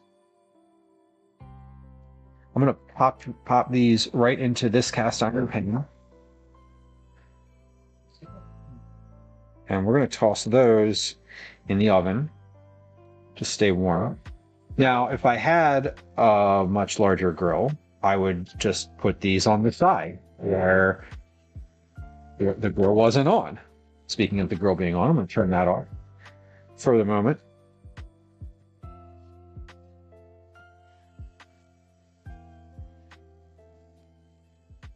But we don't have that capacity, so we're going to put them in a cast iron pan. Okay. Here we go. Fried onions. These are ready to go on top of a cheesesteak. We're going to pop those in the oven now.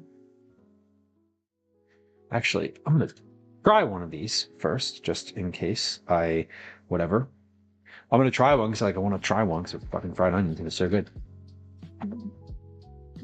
As it turns out, that is a delicious fried onion. Okay. Those can go in there. All right, we have a few moments left on the fries in the freezer, but no, sorry, we have 5 seconds left on the fries in the freezer. Okay, here's what I'm going to do. We're going to start frying the fries. Odie, welcome in. Hello. Sorry, I was like my head whipped around. Fried onions are like candy. I know. I definitely, I really just wanted to take like another couple spoonfuls of those. But I don't need to. If there's some left over at the end, I can eat them now. All right, we're going to fry the fries next because those are the things where I don't want to fry the meat and then like the fries take forever. The fries I want to do right now. So let's get this. What is the temperature? What is the temperature now? So these are at 270. My oil is at 270. That's cooked way more than I need because I'll eat half of them. This is a problem. Yeah. I think when you're making like fried onions, I mean, it's not really a problem. They're good. Onions and caramelized onions, fried onions and caramelized onions specifically, like make triple what you need. Because it's just like, they don't really go bad either. Like you can leave them in the fridge and just eat them the next day. Return oil to 400 over high heat. Fry half the potatoes until crisp and light golden brown, 3.5 minutes. Drain into a bowl lined with paper towels and season immediately with salt. Fries can be kept hot and crisp on a wire rack. Set in a sheet tray on a 90 degrees Celsius, 200 degrees Fahrenheit oven while the second batch is cooked. Good to know. All right. Let's see. This is okay. So this needs the oil needs to come back up to temperature. So we can't cook those just yet because my oil is still too cool. Too cool. What we can do though is let's okay, I'm gonna cook a test. Here's what we're gonna do. While this oil comes up to temp, I'm gonna cook a test piece of meat on the griddle because the griddle is already hot, and I can do that. Then we're just gonna do like one piece of meat. I want to test it. I want to like see how long it takes to cook. I want to, I want to do the things before I go into like cooking all of it. Then we'll take a quick break and do a Game of Words on stream and a 3-minute ad on Twitch. Then when we come back, we'll do the fries because the oil will be hot, and then we'll adjust and do the meat. So let's get started with the meat. We'll do a test. I'm gonna do a test one right now. So we're just gonna do like one piece of this beef, or one slice, I should say, of this beef.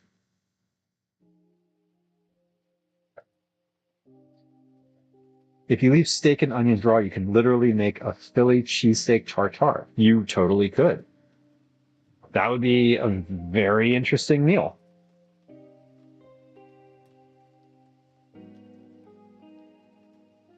All right.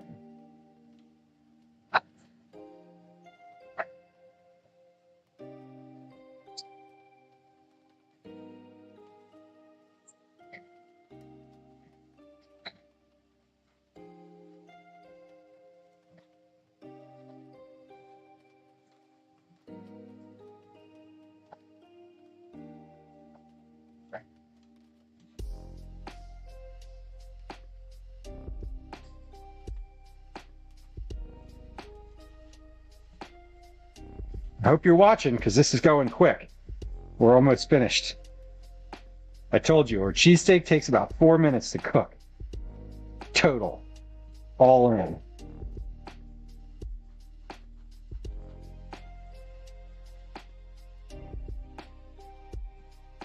There we go. Look at that. It's done.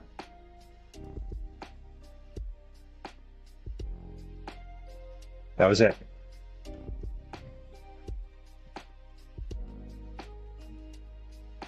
Now, if we were putting cheese, if this was a sandwich cheesesteak, we would put some onions on there, we would put some cheese on there, we would put a little cover on that for like 40 to 45 seconds, and then we would take the cover off and put it on the roll. That's it. That was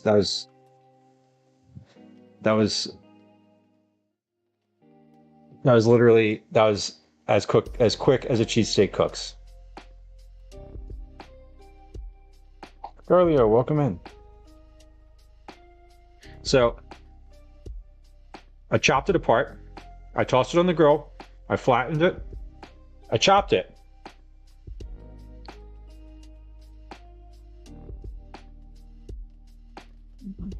I'm going to season that a little bit more. Oh, shit, that's really good. Okay. No. That's seasoned really well. I'm gonna add a little bit more salt, a little bit more pepper. Sorry, I'm just like, oh, so delicious. All right, we're at 320. Good. By the time we finish our break, the oil will be back up to temp. So I'm going to turn. What did I learn from that? What did I learn from that little endeavor? Well, I learned that the griddle was too hot. That should not have cooked that quick. It should take more than a minute.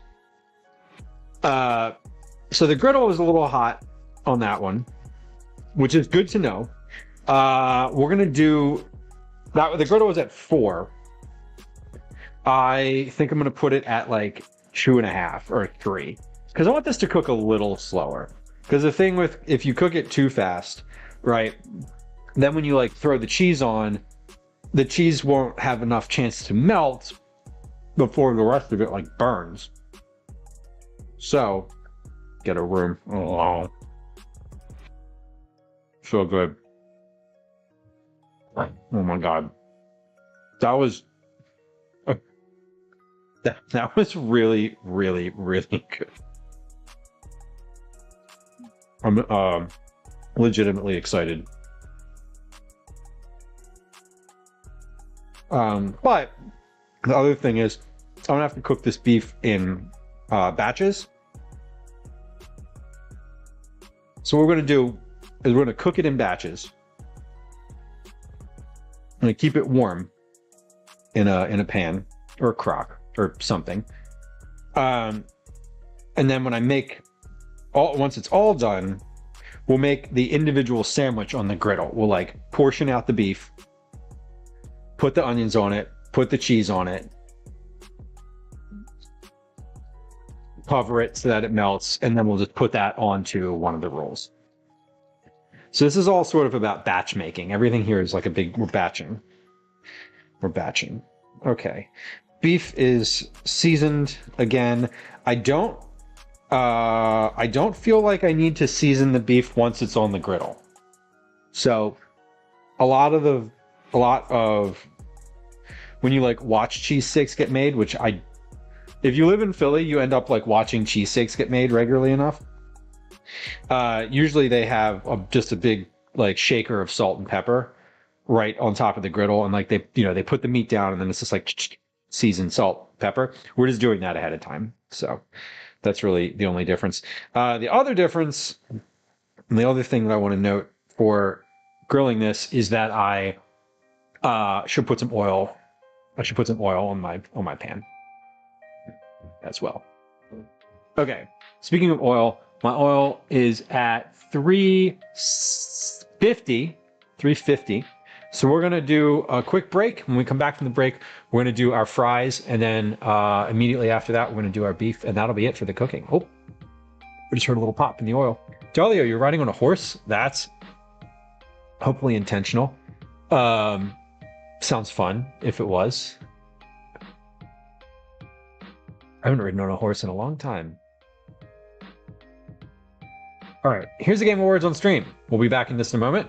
We're gonna play Words on Stream. Here comes a 3-minute ad break. We'll be back to fry some French fries in just a moment. Hi. Welcome to another edition of Commercials I Hate. Nebula.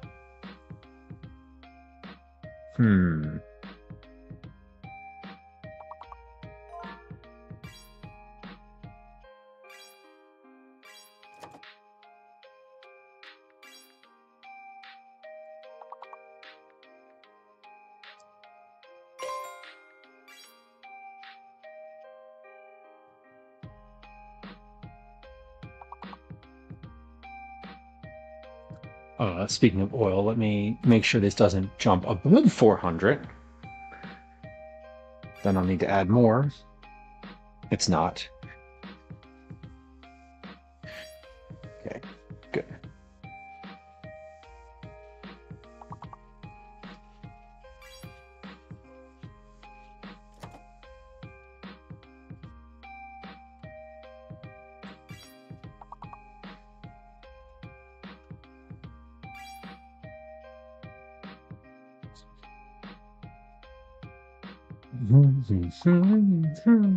B E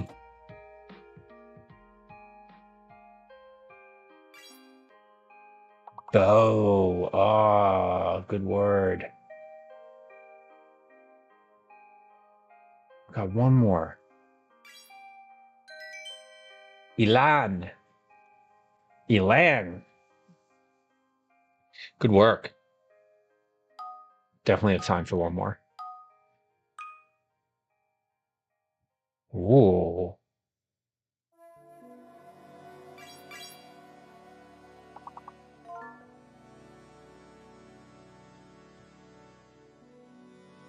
Devoted. There you go.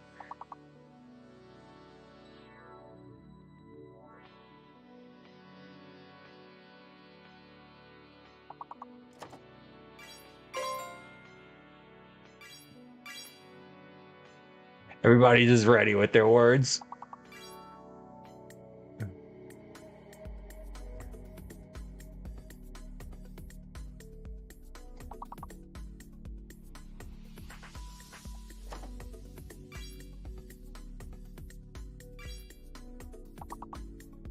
One more. Oh, absolutely crushed that one. Absolutely nailed that one. That was great. Very good, y'all. Very good. If you were watching on Twitch and you got an ad break, thank you for your patience. Welcome back. We're here. We're going to deep fry some fries. Are you ready? Our oil is at $4.95. Good enough for me. Let's get our camera set up for that. Darlio, weekly horse therapy sounds kind of fun. Like, obviously the therapy aspect of it, like, I can't speak to whether or not that is welcomed, but the horse part of it sounds really interesting. What I mean to say is that when someone says therapy, generally physical kind, perhaps they just don't want to have that kind of therapy. Okay. Drain in a lined bowl filled with paper towels and season immediately. Okay, so we're gonna get a big bowl out and fill that with paper towels. And not only do we season it immediately, we salt it immediately. So we gotta get prepared here. Okay, how long does it say these are supposed to go in this oil for? 3.5 minutes. 3.5 minutes on these. So we got a little time ahead of us here. It says to fry half of them. So I'm going to go ahead and put as many of those in as I feel comfortable. And we'll see how it goes. All right, setting the timer for 3 minutes and 30 seconds. Let's put some of these in here. Are we going to sizzle up more or less than before? Far less than before. Okay, fantastic. That means that I can go ahead and put some more of these in there. Which will mean that my oil will drop and we'll have to wait between the next batch, but that's okay. Oil is at 380. Okay, it's at 380. We dropping. Okay, 3 minutes and 30 seconds on the clock. Here's a go. And we're good. Here we are. All right, fries are going. Fries are frying. Things are looking right.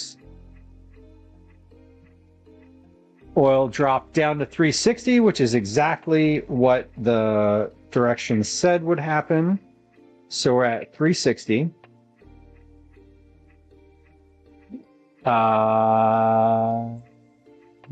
Nope, we're at 350. Okay, cool. So, whoop, 350. Daisy, move. Daisy, move. Daisy, move.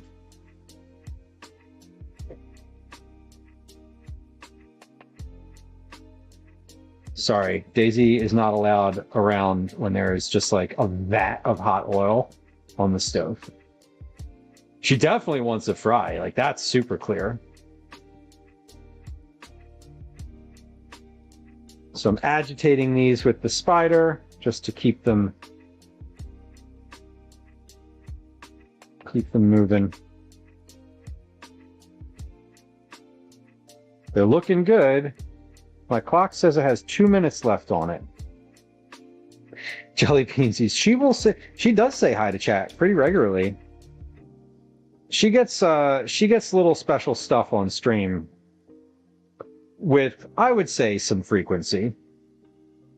She, I'm sure, would prefer that it happen more frequently, as would probably every single person in chat.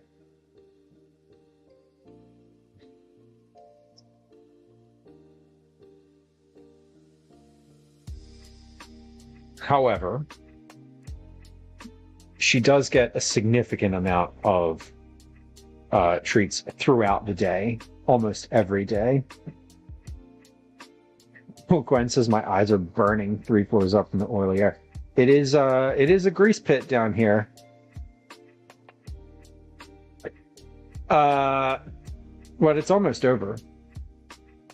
Woman says, how do you keep the heat steady? Well, you can do a couple things. The more oil you have, obviously, the easier it is to do that. I'm trying my best today by using a cast iron pan, which retains some of its heat. And I'm using quite a bit of oil, but generally, like, you don't. You just can't overload the pan. That's the real thing. You can't put too much in there and have it drop too far. So you just kind of have to have, if you don't have like a commercial fryer, right, which I clearly don't, you have to have sort of a balance of things in and the volume of oil.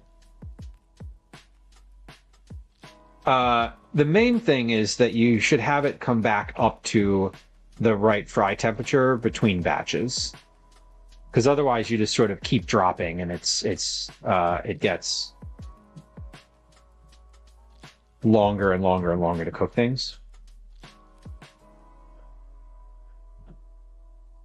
Okay, so these are supposed to be light crisp and light golden brown. I would say these are both of those things. So these look like they're about finished, right?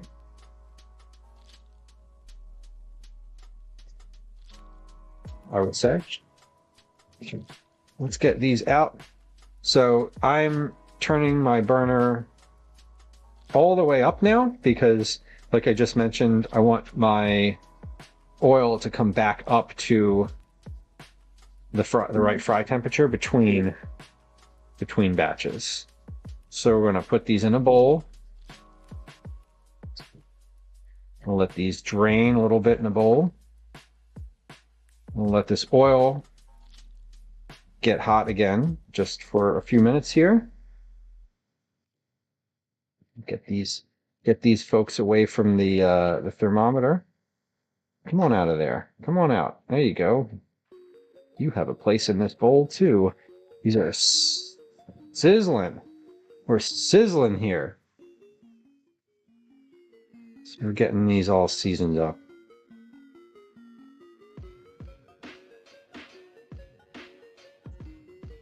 You had some raw carrots and thought of her, Jimmy. That's cute. Freeze-dried animal hearts that are just one ingredient. Is the ingredient heart?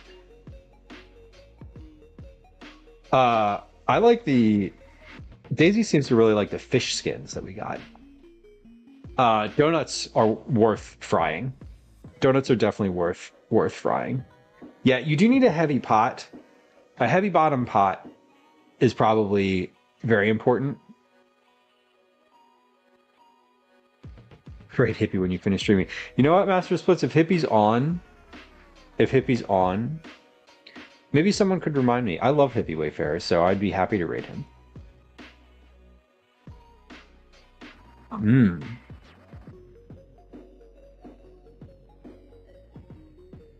That was a good fry. It was creamy inside and crispy on the outside. Perfect. Perfect. Yeah, if he's still on, I'd be happy to.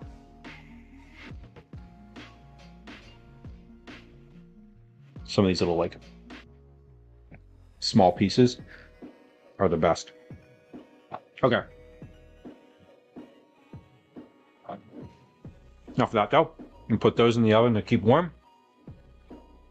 Our next batch is on the spatula, ready to deploy. And we're at 350, so we're gonna get a little bit hotter. Just a little bit hotter, and then we'll be finished with the fries, which is kind of amazing. That's the goal.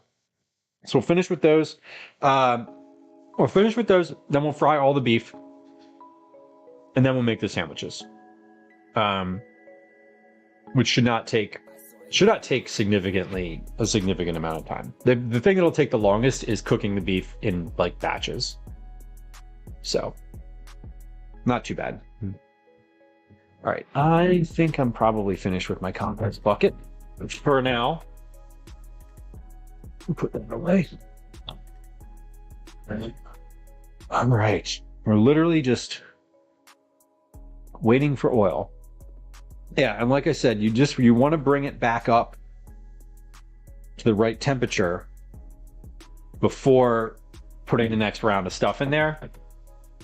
Because if you don't, it sort of creates this like death spiral of temperature dropping and dropping and dropping, and things just taking longer and longer and longer to cook and becoming more and more saturated with oil, which you don't want. So high temp to start. Let me try a piece of this cheese. So this is Cooper Sharp American cheese. It's a processed cheddar-based cheese that is specific to the area, the brand anyway. Cooper. Cooper is a brand of cheese. So this is a very like American slice type of cheese. And a nice thing about this cheese, and the reason that it's great for cheesesteaks, is that it doesn't separate when it melts. It stays, it doesn't like get oily when it melts, so it just stays in this like liquidy sort of form, which is nice, not only for the actual like first run of the cheesesteak, but what I was talking about earlier, when you kind of let them sit for a little while, it's nice because when it sits, it has seeped into everything, and then when it starts to like harden again, it just holds everything together. It's perfect. It's perfect. The brand is Cooper cheese. Susan, hello. The type of cheese is American. Cooper is the brand. So it's like Kraft, except it's Cooper brand. And it's mid-Atlantic. It's like a mid-Atlantic brand. So I don't know if you can find it somewhere else, but a lot of places in Philly will use Cooper brand Sharp American cheese. Can I note something without it being weird? I don't know what that something is, but probably. It's not neon colored. No. Oh wait, earlier who is it that said the shirt looks like a brain?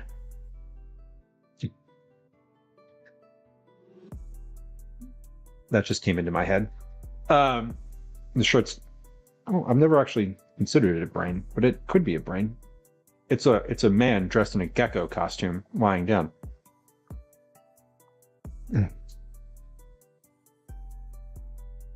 Okay, we're at 375 degrees.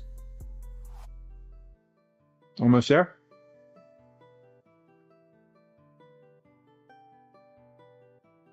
It does look like a brain. You're right.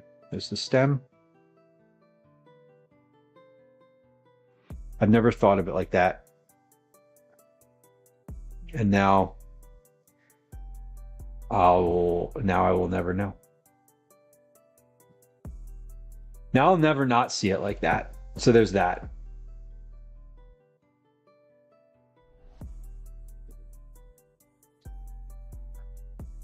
Oh no, now I'm curious. Now I'm really curious. Oh, I see it. I stick my... Yes. Yeah, I kind of do.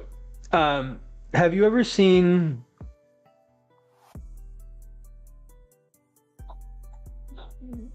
Legally Blonde? Have you ever seen Legally Blonde? It's called The Bend and Snap. Don't forget it. All right, we're at 390 degrees. We're perfect. See? Bend and snap. I probably do that. I've never noticed it though. All right, wait, hold on. Did I change the camera? No, I didn't change the camera. Wait. Let's come over here. Okay. Who hasn't seen Legally Blonde, right? If you haven't seen it, you should just go watch that right now instead. It'd probably be one, it will last longer because we don't have 2.5 hours of stream left. But two, you'll find it immediately entertaining, I promise you. Okay. We're done. That edge of that sheet pan was ripping hot. Hotter than I was expecting it to be. All right, fries are in. Come on, fellas, don't just bunch up. Move around here. Let's go.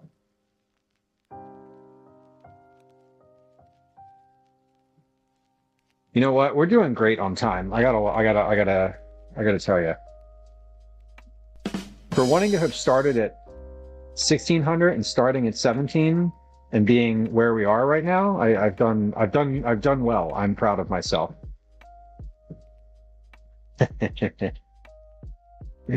Evil Marksman, hello, welcome. What kind of cheese? We're using Sharp. It's an American style cheese. It's a cheddar based processed cheese. Cooper Sharp American cheese is the name of it. Cooper's the brand. Sharp is the adjective, as is American. Which one of the, wait, one of those might be an adverb. Cheese is the noun. How's that for an answer?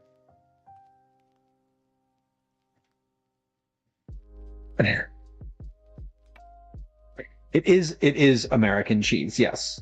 Which itself is a distinct type of thing. It's a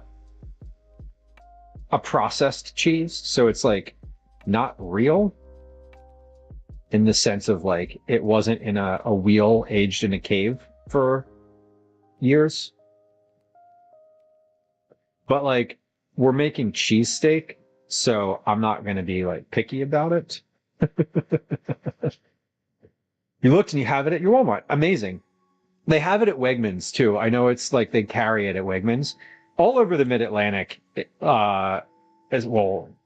I mean, many places in the Mid-Atlantic region have it. It's a Pennsylvania company with distribution in the Mid-Atlantic. But it says, I hereby declare that all cheese you buy in the U.S. is American cheese, right? By fiat, I'm declaring this. Yeah, it's not really cheese. It's I mean, it's not cheese in the sense that like it didn't come from a goat or a cow or a sheep. You know, it didn't. But it is cheese in the sense that it melts. And excuse me. Oh God, it melts in a very delicious way. But the clip-on thermometer is great, especially for candy. It must contain at least 51% cheese. Yeah, and that's why this is cheddar. The base of this is cheddar, but the rest of it is science. Wegmans has it too. Perfect. Yeah, I know that Wegmans carries it. They're pretty bullish on it down here anyway. It's cheese in the same way a yellow yoga mat is cheese. Well, if 51% of that yoga mat was actual cheese, then yeah, that is true. All right, 3.5 minutes have come and gone.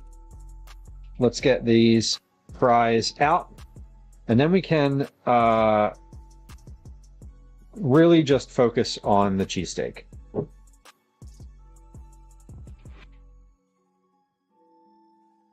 Ooh. Stuff always makes wild sounds when it comes out of being fried. It's got like steam escaping from the inside of it, so it always has these kind of like intense hissing noises. Like you think it's going to explode, but like it's not going to explode, but like it might explode. Okay. Fries are good. Now, you know what the problem with these fries? There's not 5 times as many of them. But they're good looking.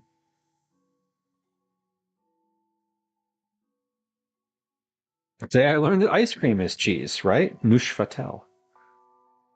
Mmm. It does. It screams and hisses at you. Holy shit. Whoa. Whoa. Whoa. Okay. Very hot. Very hot. Very good, though. Let me move my pot of blazing hot oil to the back of the stove, just so that it is not immediately available to knock over. Take the thermometer out of that, and I am going to go ahead and put a lid on that, just in case. All right. Add some beef to those fries. Well, we're going to, momentarily. We're going to do all the beef now. That's the next move. I need a drink, though. I need to, like, I'm parched.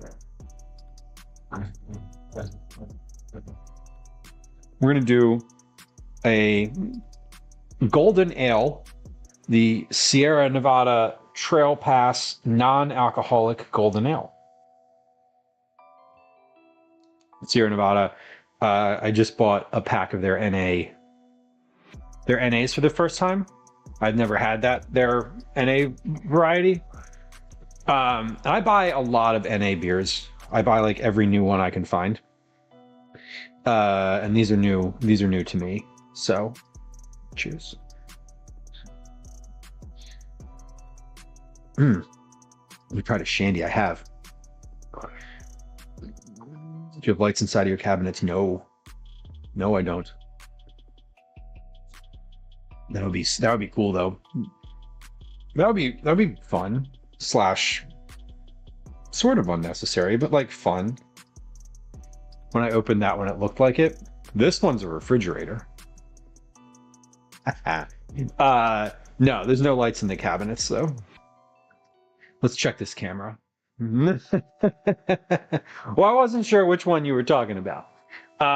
No, that's probably just from the room somehow.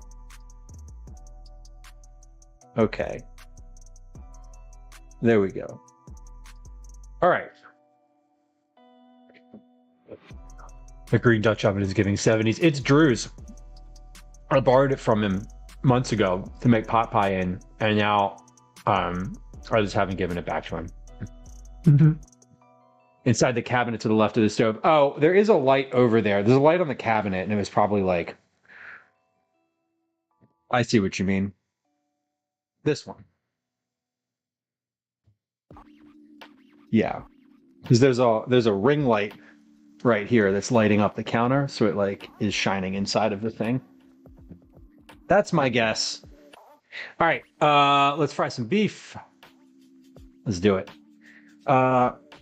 First off, let me get... I know I already did this once, but then I just bumped the thing. Let's do the angle. The angle. What did I say I wanted to fry this beef at? 3, right? I said 3. Okay. Thank you for satisfying curiosity. I'm a curious person myself. I got you. Danny says I had to dedicate my oldest 6-quart Dutch oven to bread only because I have intents of beating the enamel. Yeah, the enamel inside of that one that I was using to fry today is kind of shot. It is kind of shot, honestly. It's got like little cracks and stuff in it. It does not seem to be ideal. Fall Guys. No, I was like, that was going to be my exact response. I don't know. I don't see any problem really drinking milk from the carton if you're like not sharing it with other people.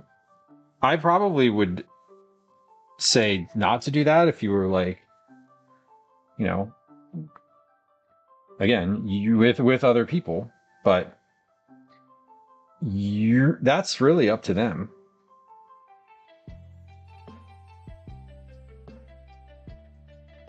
Okay, so we're just throwing some beef on here.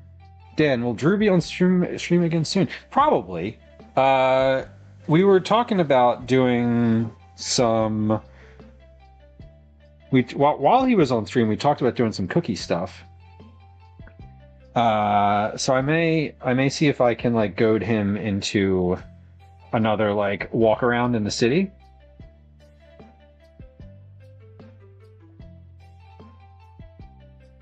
Did you like having a guest on stream? I thought that was fun. I always think it's fun to have some other folks on the stream too.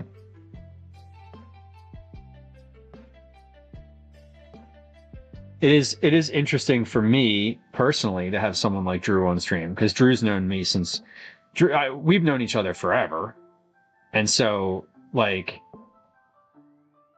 it's odd because, you know, I'm letting him in on this like thing that I'm doing, but he existed long before I was on the internet.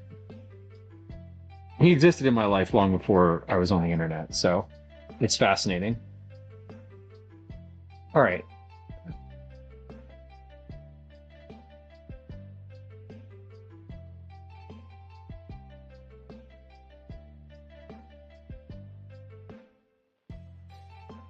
It's probably not a great idea to introduce bacteria to the milk. I mean, that's not fair. If you just want to go the science route, I support that too. Oh, Odie, Korean barbecue. Excellent. Did you get anything fun?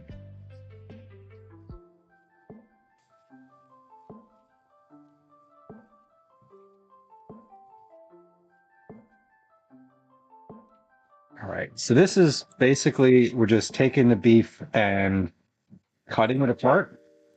You could just fry it in the sheets like it is and just use it like that, but I prefer to have a bit more of a loose, like chipped beef situation. So I like to take it and just kind of cut it apart.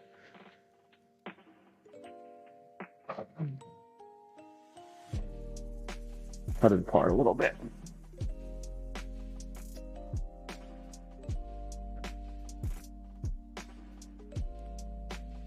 Yeah, it definitely has like hibachi situation. If the Eagles make it to the Super Bowl again next season, Master Splits, I will do another cheesesteak stream. Sure. I'll make. You make that deal? I'll make that deal. You want to make that deal to end the war tonight? I'll make that deal. Name that movie. All right. So this is doing good. And we're just chopping. Now, I don't have the big like the giant spatulas that they've got in the regular shops. So we're making do with the flat top that we have. There's gonna be some chunkier pieces in here, I suppose, is the big takeaway from that. And I'm just kind of putting stuff in the center here because the center is the place where there is the least heat.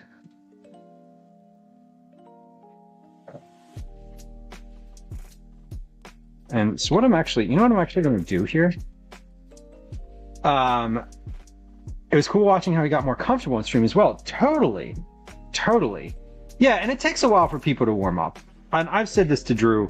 I said this to him before stream. I'll say it to him after. He's one of those folks who's like been in the media, right? So he understands a little bit about you know, what to say, what not to say, how to like fill space on camera.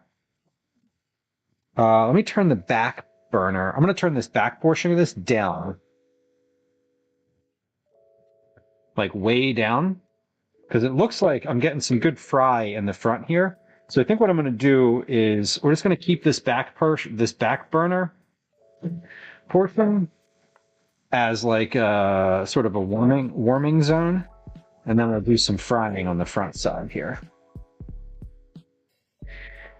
Yeah, Fall Guys. Nah, Drew's been a close friend of mine for a long time. Our dogs are friends. He actually adopted his dog from my mom. Way back in the day. His dog's a year older than Daisy. I would definitely do roast pork sandwiches, master of splits. That would be an interesting one because you'd have to like. That's a very different. Roast pork is a very different like beast altogether.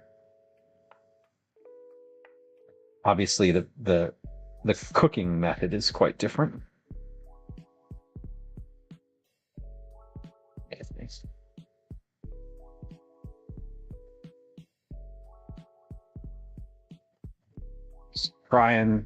Frying this up in batches here.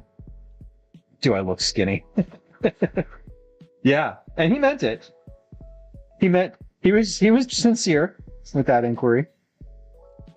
I think. Funny, as the beef fries, it kind of like reminds me of jerky, like the way that it's in this sheet, these sheets like this.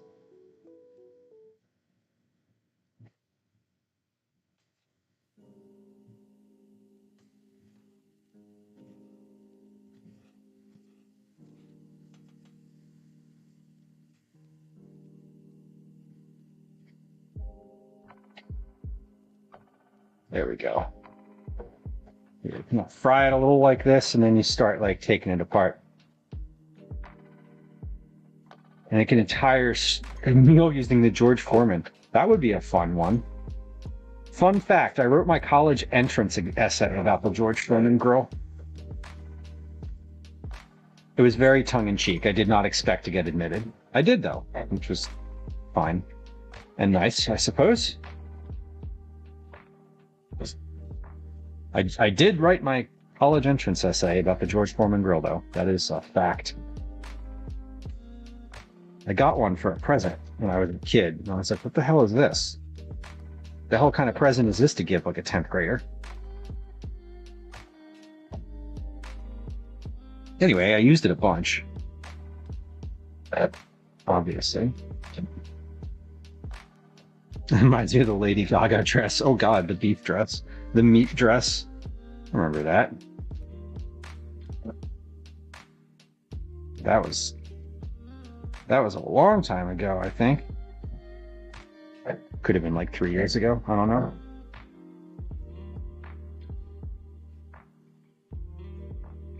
Oh, it smells great. It smells amazing.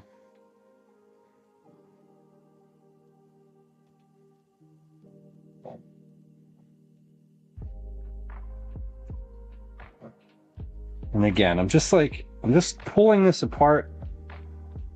You could cut it, I suppose, before you cooked it, if you really wanted to get it even, I guess, but I don't really need this to be, I don't really care about it being like even. I just don't want it in big sheets, that's all. So like the sizing of this, I don't really care about how big or small these like chunks are. Okay.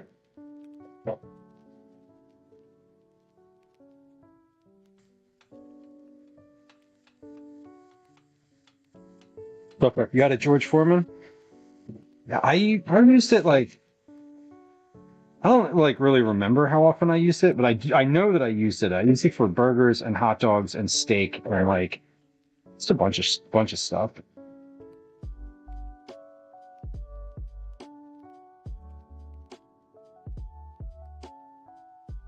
I was going to give you an easy bake oven, but I decided that your age and gender necessitated a George Foreman. You know, Fall Guys, I think it probably, the decision-making tree probably did go something like that. Honestly. I don't even remember where I got it, or like, who gave it to me, or why.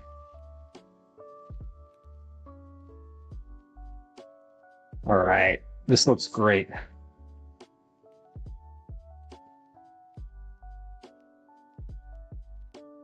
Still got some small pink pieces here, but that's the last of it. Hot Pockets. I love Hot Pockets. Someone was asking me to make pizza rolls. That one came up recently too.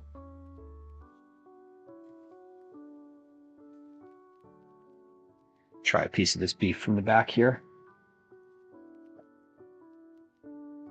Yeah. Oh, good.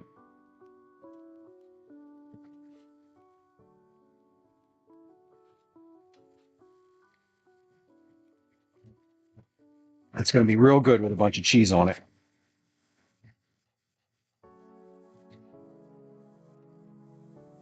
Okay. I got about 2 more rounds of beef here left to go before we start assembling our sandwiches.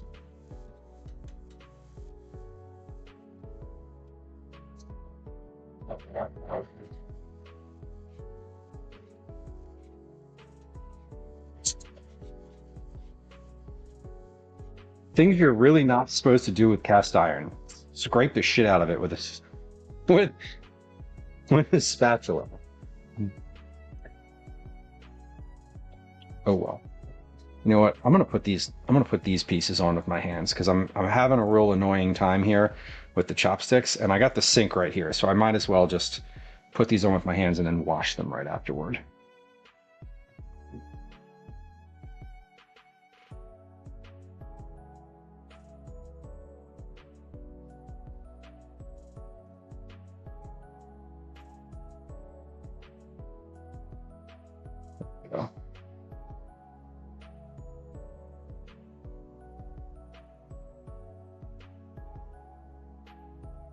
Okay, got this round, and then we'll have one more round after this. All right, and that'll be it for the beef.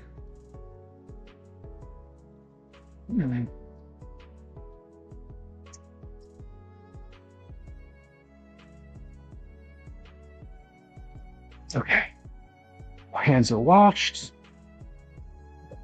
I need a new towel. That one has oil all over it. Here we go. ETA, Gwen, I would say is probably 20 minutes, 20 minutes.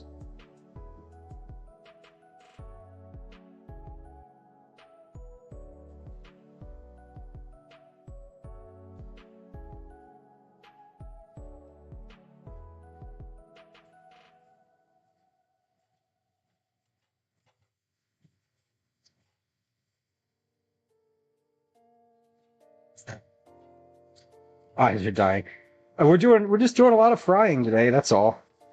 It's just lots of stuff getting fried on the stove. Can't really be helped.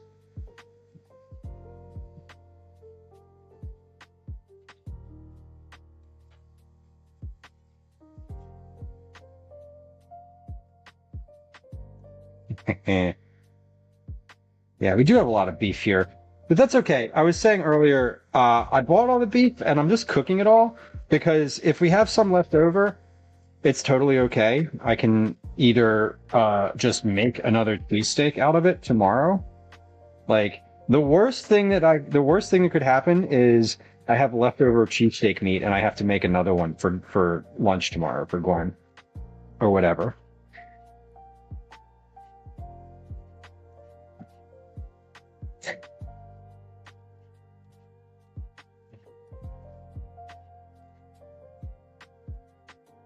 I'm just using the spatula to hold it down so I can chop like these little pieces off. Whoop.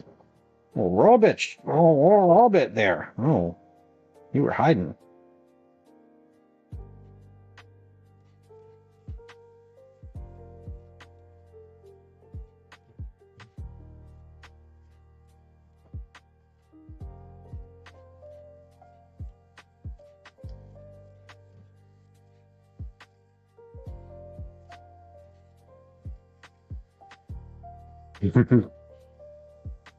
There's today's a big beef day. I don't cook beef hardly ever.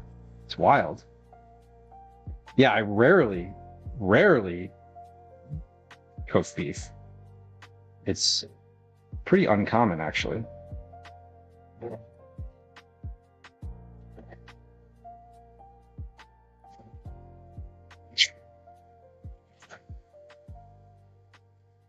Okay. That all looks great. One more round, and then we'll be completely cooked. All our beef will be completely cooked, and we'll be ready to actually like make and assemble some sandwiches here. So we're getting round to it pretty good here.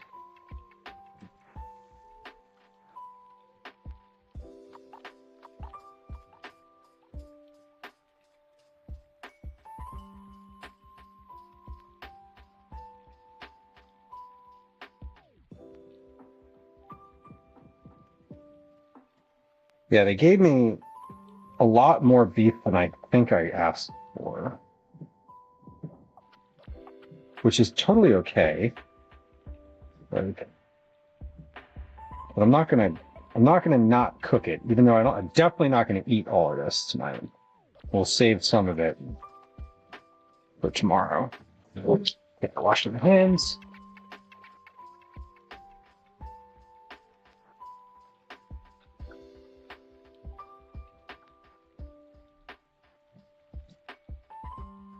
Wash my hands.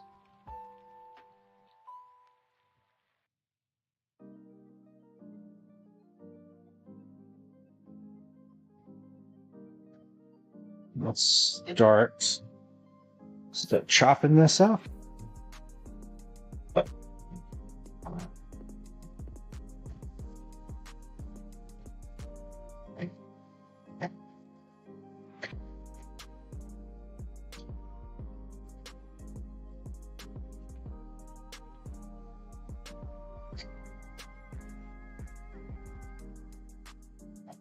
So you see the folks do this on the grill, like any cheesesteak or any sandwich spot, and it's like they're using these heavy duty tools and just chopping the beef up with the size of the spatulas. It's intense. I was just in Reading Terminal on Monday of this week, watching them make cheesesteaks. Was standing, looking at the counter, watching it happen. Very mesmerizing. It usually happens really quick.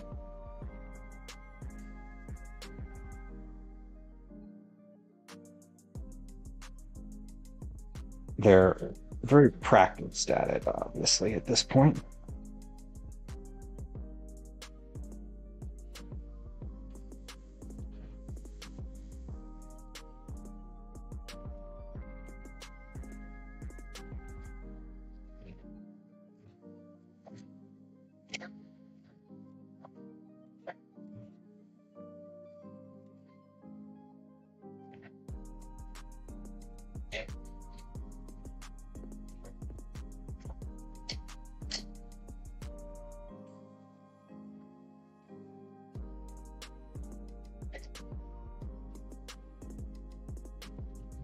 Okay.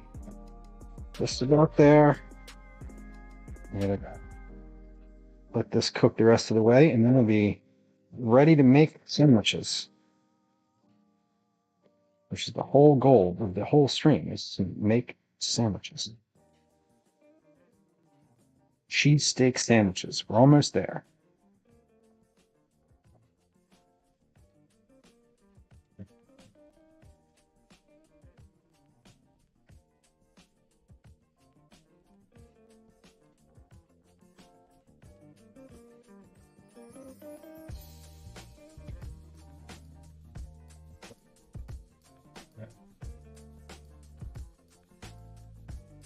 Last big piece. Baker, I hope so. really worked at them here today. I mean, this is it'd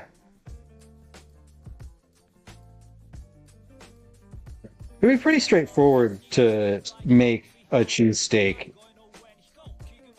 at home. I mean, you could just use a cast iron pan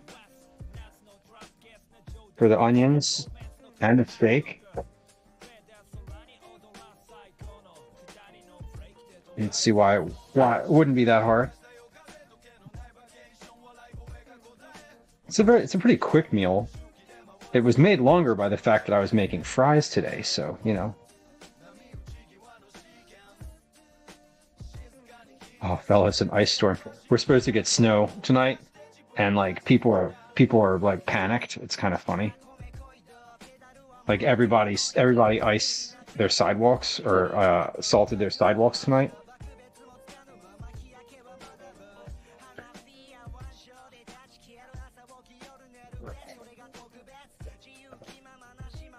Delicious. This is. These are just about ready to go. All right, we're good here. Let me clear the griddle.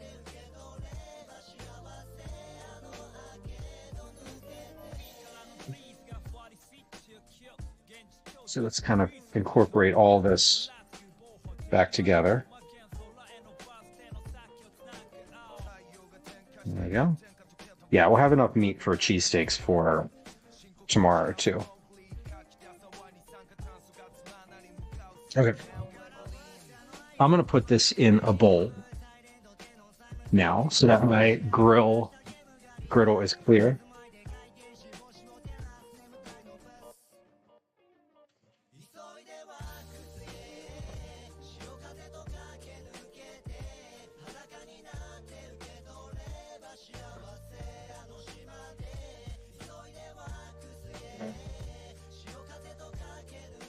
Okay.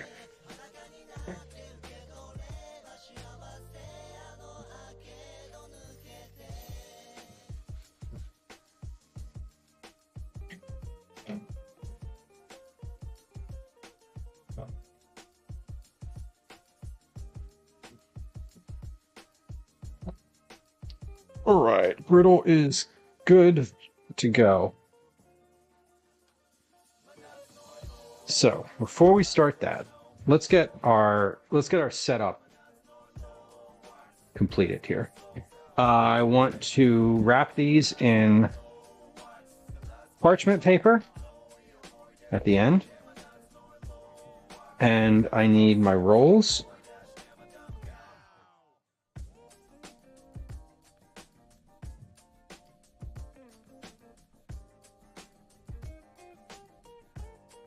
Rolls over here,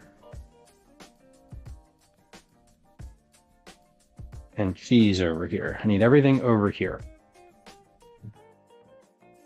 And we need a bowl capable of going over a pile of meat. A metal bowl. That'll do. So you need a bowl that I can put over top of the thing to steam the meat and the cheese together. So we have the meat, the cheese is over there, the onions are here, ready to go. I'm going to steal a fry out of the bowl. Still very good. Okay. Got our meat. Got our rolls. Got our onions. And we're good to go. All right. Daisy does not need a fry. Good Lord. Let me get some parchment here just to like have it pre-cut.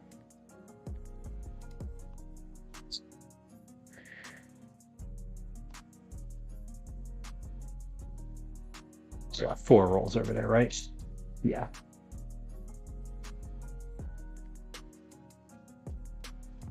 Okay, let's make cheesesteak on the griddle.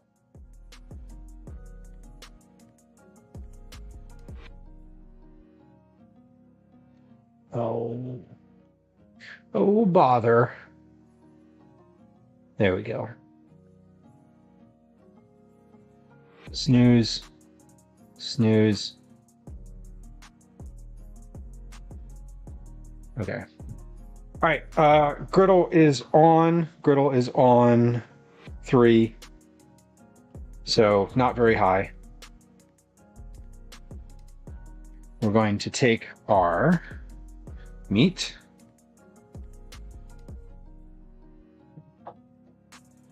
Basically enough meat. That's like maybe a little more than a sandwich worth of meat right there.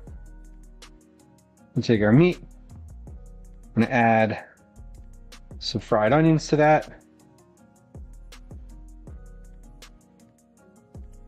Just kind of work those in a little bit. But we're gonna take our cheese. Here we go. This is the magic part. Take our cheese. I want to lay some cheese on top of this. There we go. And then we're going to take our bowl and sit that right there, just like that, for a minute, maybe 2. And then we're just going to do the same thing. Whoop. We're going to do the same thing in the back here.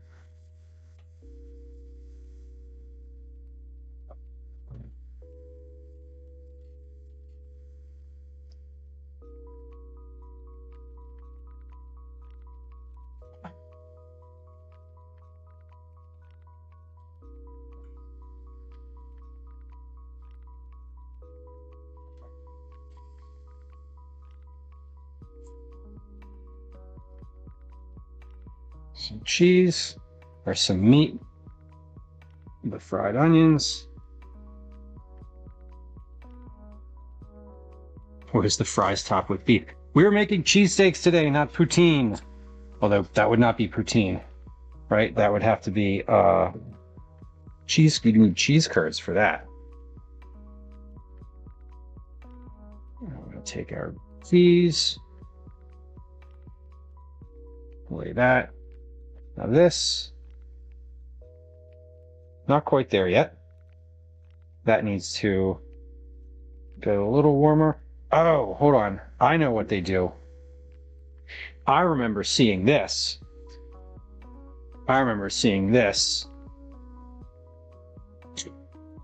They add a little water to the grill. That's right, Bellows. I'm like, why is it not steamy under there? Well, because I didn't add anything to make steam with. That's why. Surprise, surprise. I was a fast food cook. Yeah, I mean, I'm sitting here, I'm like, oh wow, that's not melted at all. Now it is. Look at how quick that was. All right, same thing on the top. A little bit of steam, bowl. Okay, this now goes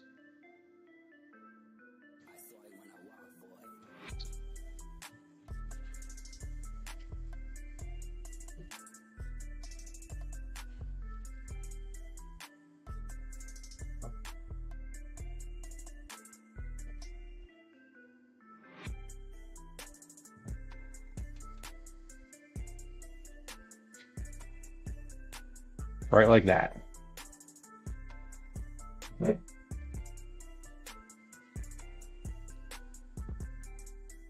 And that is the cheesesteak.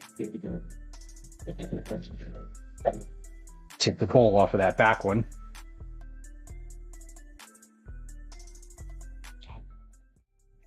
So that is a proper looking cheesesteak right there. Now we're going to take that, press it in a little bit, and we'll roll it in the paper from the corners, of course. Roll, squeeze it in a little bit. Edge, edge, roll. Now, in 10 minutes, that's going to be a nice, proper cheesesteak. I'm going to do that 3 more times. So we got 1 on the grill here. So here's how you pick it up. You don't take it off the grill like this. You kind of fold everything together into a nice little pile. And you take the bread, you open it up on top, and you flip it. And you press it. Just like that. That is what that should look like right there.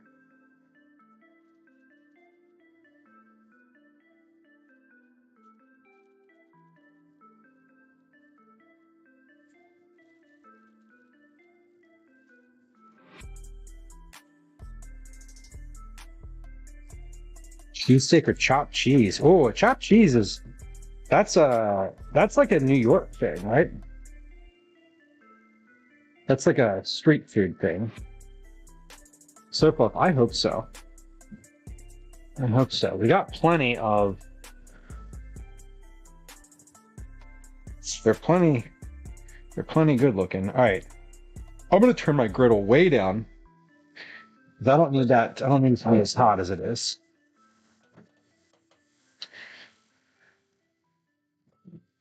Ever made roasted chestnuts? No, I have not.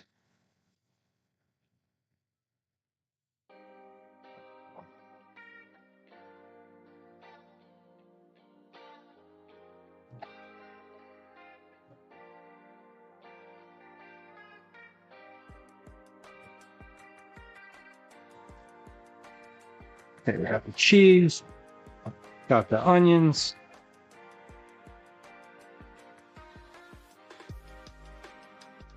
Oh wait, wrong screen.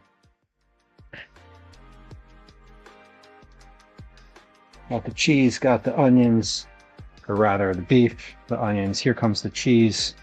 1, 2,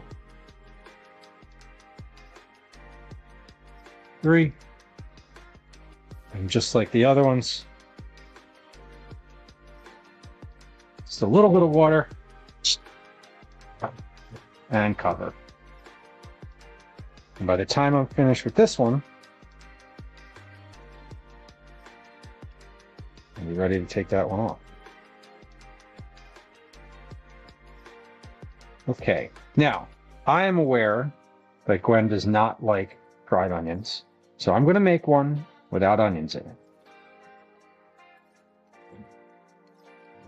As I'm incorporating them pretty heavily into these, so they're going to be hard to pick out. So we'll make it without onions, because that's the way Gwen prefers it.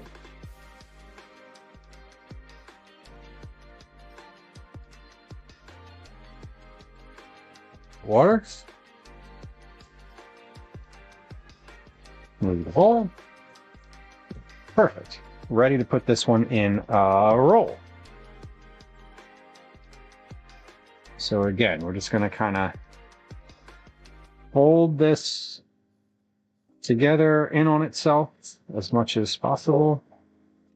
There we go.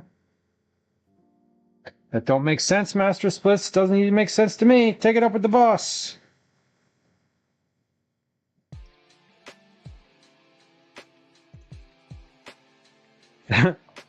They used a hubcap for the steamer. That's pretty phenomenal.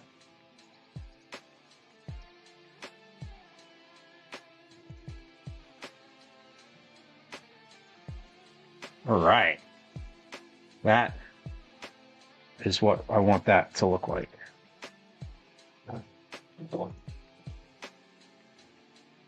Right, there we go. There's another one.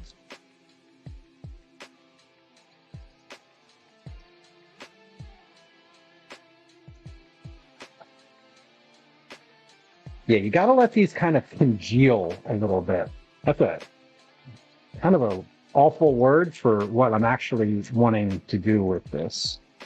I just want these to sort of sit in their own juices for a little bit.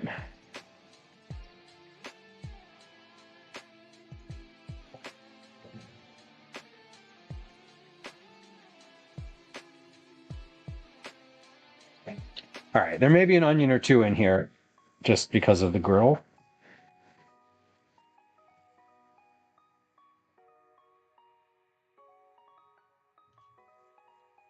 We're trying. All right. Griddle is off. Back to the camera. So let's get a plate. You know what we're going to do? I need to run an ad. So we're going to do that right now. These are going to congeal for just a second in the oven. I'm going to clean up the counter. We're going to reset, and then we're going to plate this. We're going to slice it up. We're going to look at it and try it. But if I don't do that now, Twitch is going to run an ad for us automatically in just a few minutes, and I don't want that to happen.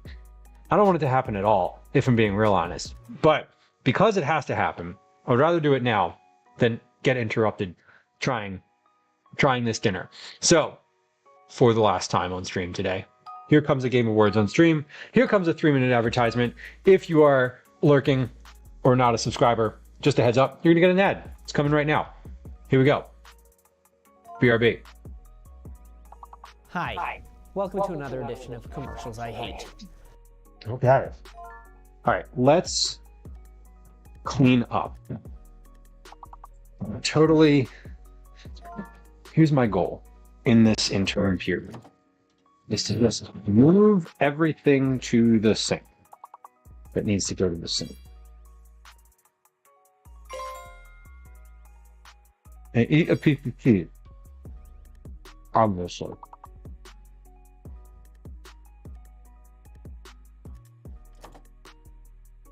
All right.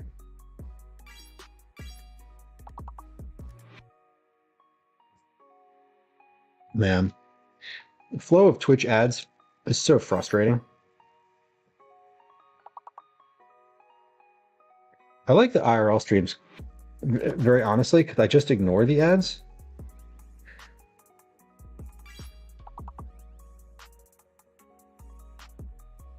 And I kind of, like, between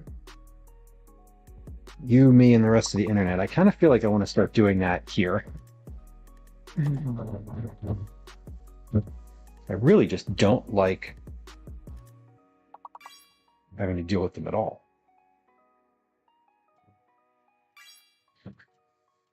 Okay, so we got some fried onions left over. Let's put those in a package. Or a little bit of beef left over. I'll put that in a container. Hey, I hear a deedly-dee.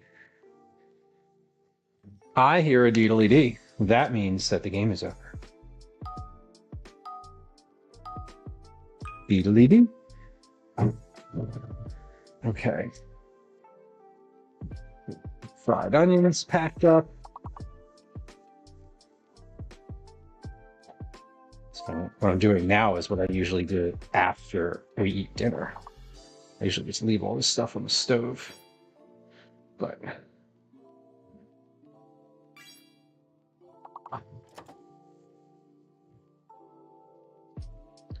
if we're gonna do it now, might as well.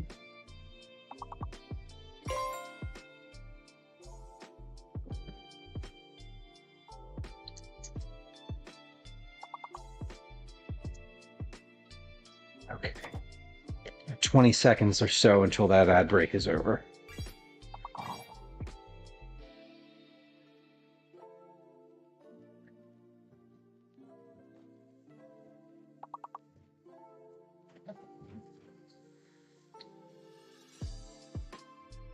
All right, I can put the fire blanket away now too. I don't think anything's going to catch on fire anymore. I think we're in the clear. If you're experiencing an ad break on Twitch, welcome back. Thank you for your patience. I appreciate you. We're always hating on the ads. You don't get ads on YouTube, not on the channel, not yet. It's not monetized, so you can watch the stream on YouTube with no ads. Maybe you might want to do that. Maybe not. No, as they say, as the anxious people say, no worries if not.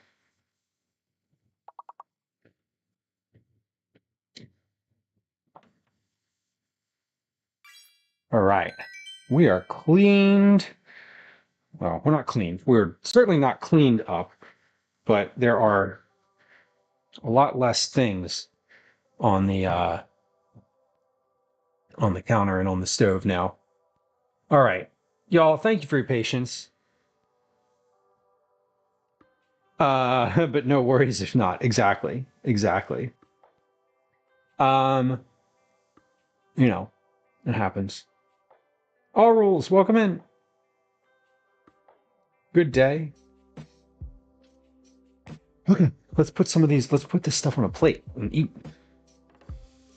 Take a picture of it. That way we know what happened.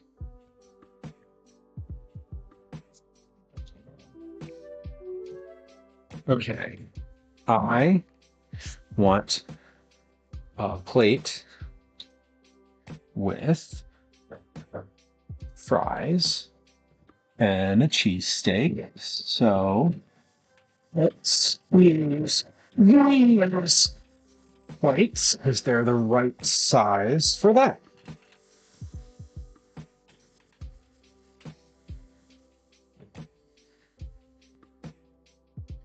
Okay. Oh, Dan, thank you for the bits. I appreciate you.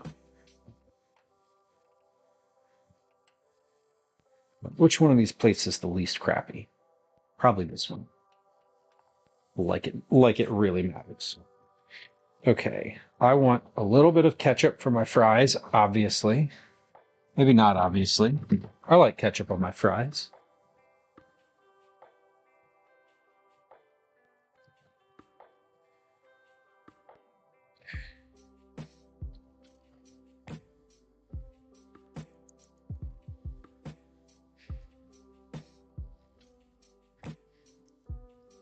Okay.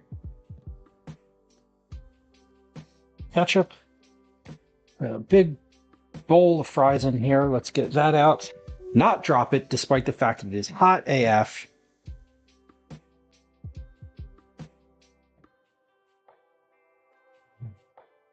Hey, Fall Guys, thank you for the cheers. Appreciate it. Cheers to you too.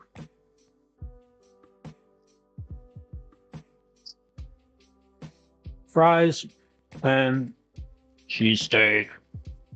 So I'm going to cut this cheesesteak in half.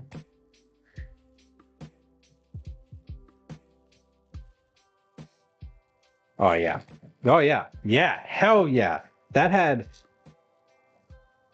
Y'all. That had the right amount of time to steam. Let me show you this. Look at this.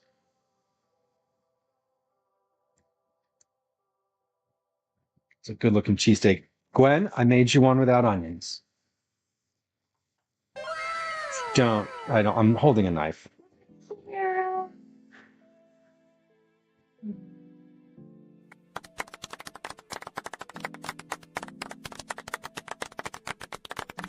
All right. I'm gonna cut this and show you the cross section of that. There you go. There's some steam. Some steam.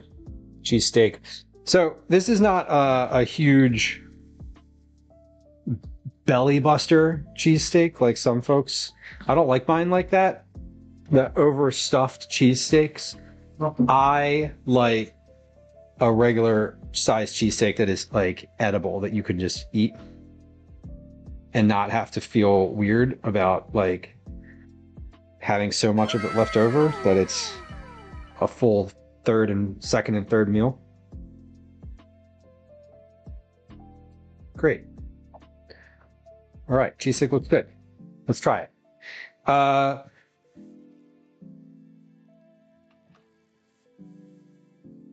Yeah, this is regular cheesesteak, steak, fried onions, Cooper Sharp American cheese, and this roll is from Licios. This is one of the Licios rolls.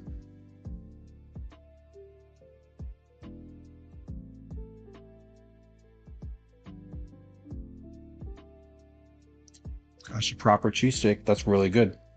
That tastes like a cheesesteak. That tastes like a cheesesteak should taste. The roll is soft, and that's what you want. The roll having gotten steamed inside of the packaging for a while. Ideal. So good.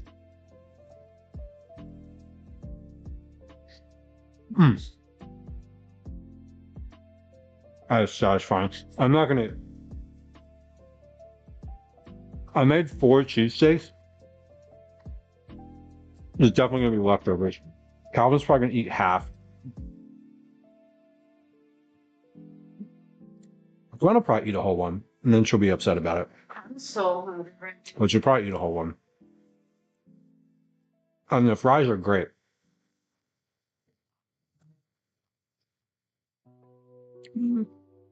That's down. Well, we did it, y'all. Master Splits, if you're still hanging around. You can, yeah, there you are. Well, you can take it to the bank. I keep my promises. I said the Eagles make the Super Bowl. I'll make cheesesteaks on stream. Here we are. Now, I also know not to make promises if I don't want to do them. I would say that a cheesesteak is something where I know that the rest of the family will eat it and like it. So it's a low risk proposition, but still one that compelled me to make a cheesesteak when I normally would not make a cheesesteak. So that is that. That is stream today. I'm very happy with how these turned out, and I am absolutely going to enjoy the rest of that. That was super tasty. We are going to raid. We're going to raid. Is he still working? He's still working. We're going to raid Hippie Wayfarer. Hippie Wayfarer is a fellow food and drink streamer. Hippie today is making samosas and brinjal chutney, India Cuisine Month, stream number 1. Hippie is, as I said, a... Oh, hold on. Sorry, he wasn't talking yet, and I was just like, oh, it just started talking. We're going to raid Hippie Wayfarer. Hippie's a friend of the stream, so let's go over there and say hi. Next stream is going to be... I think it's going to be tomorrow. I'll be very honest with y'all. I am feeling like I'm losing a little bit of steam. I'm feeling like I'm losing a little bit of steam, and I don't have a formal plan. So I may end up not doing an IRL tomorrow, but if I do, I'll probably start around 11 or so. And if I don't, I'll definitely take it off the schedule and I'll post it in the social media channels, the appropriate ones. Okay, we're gonna go raid Hippie Wayfarer. Hippie is start raid. There we go. Okay, so we're gonna go over and raid Hippie. We'll definitely be back. If I'm not streaming tomorrow, we'll be back on Tuesday of next week. If not Tuesday, we may be live Sunday night. We'll see, but we're not going to jinx anything. There's some raid messages in chat. Luke, thank you. I appreciate it. Good to see you. There's some raid messages in chat. There are some social media messages in social media. There's some social medias in chat as well. I'm working on building up YouTube. So if you're on YouTube and you wouldn't mind giving me a subscribe there, that would be amazing. I'd be happy about that. Otherwise, if I don't see you before the next stream, I'll see you in chat. Okay. I hope y'all have a good one too. And yeah, go Birds.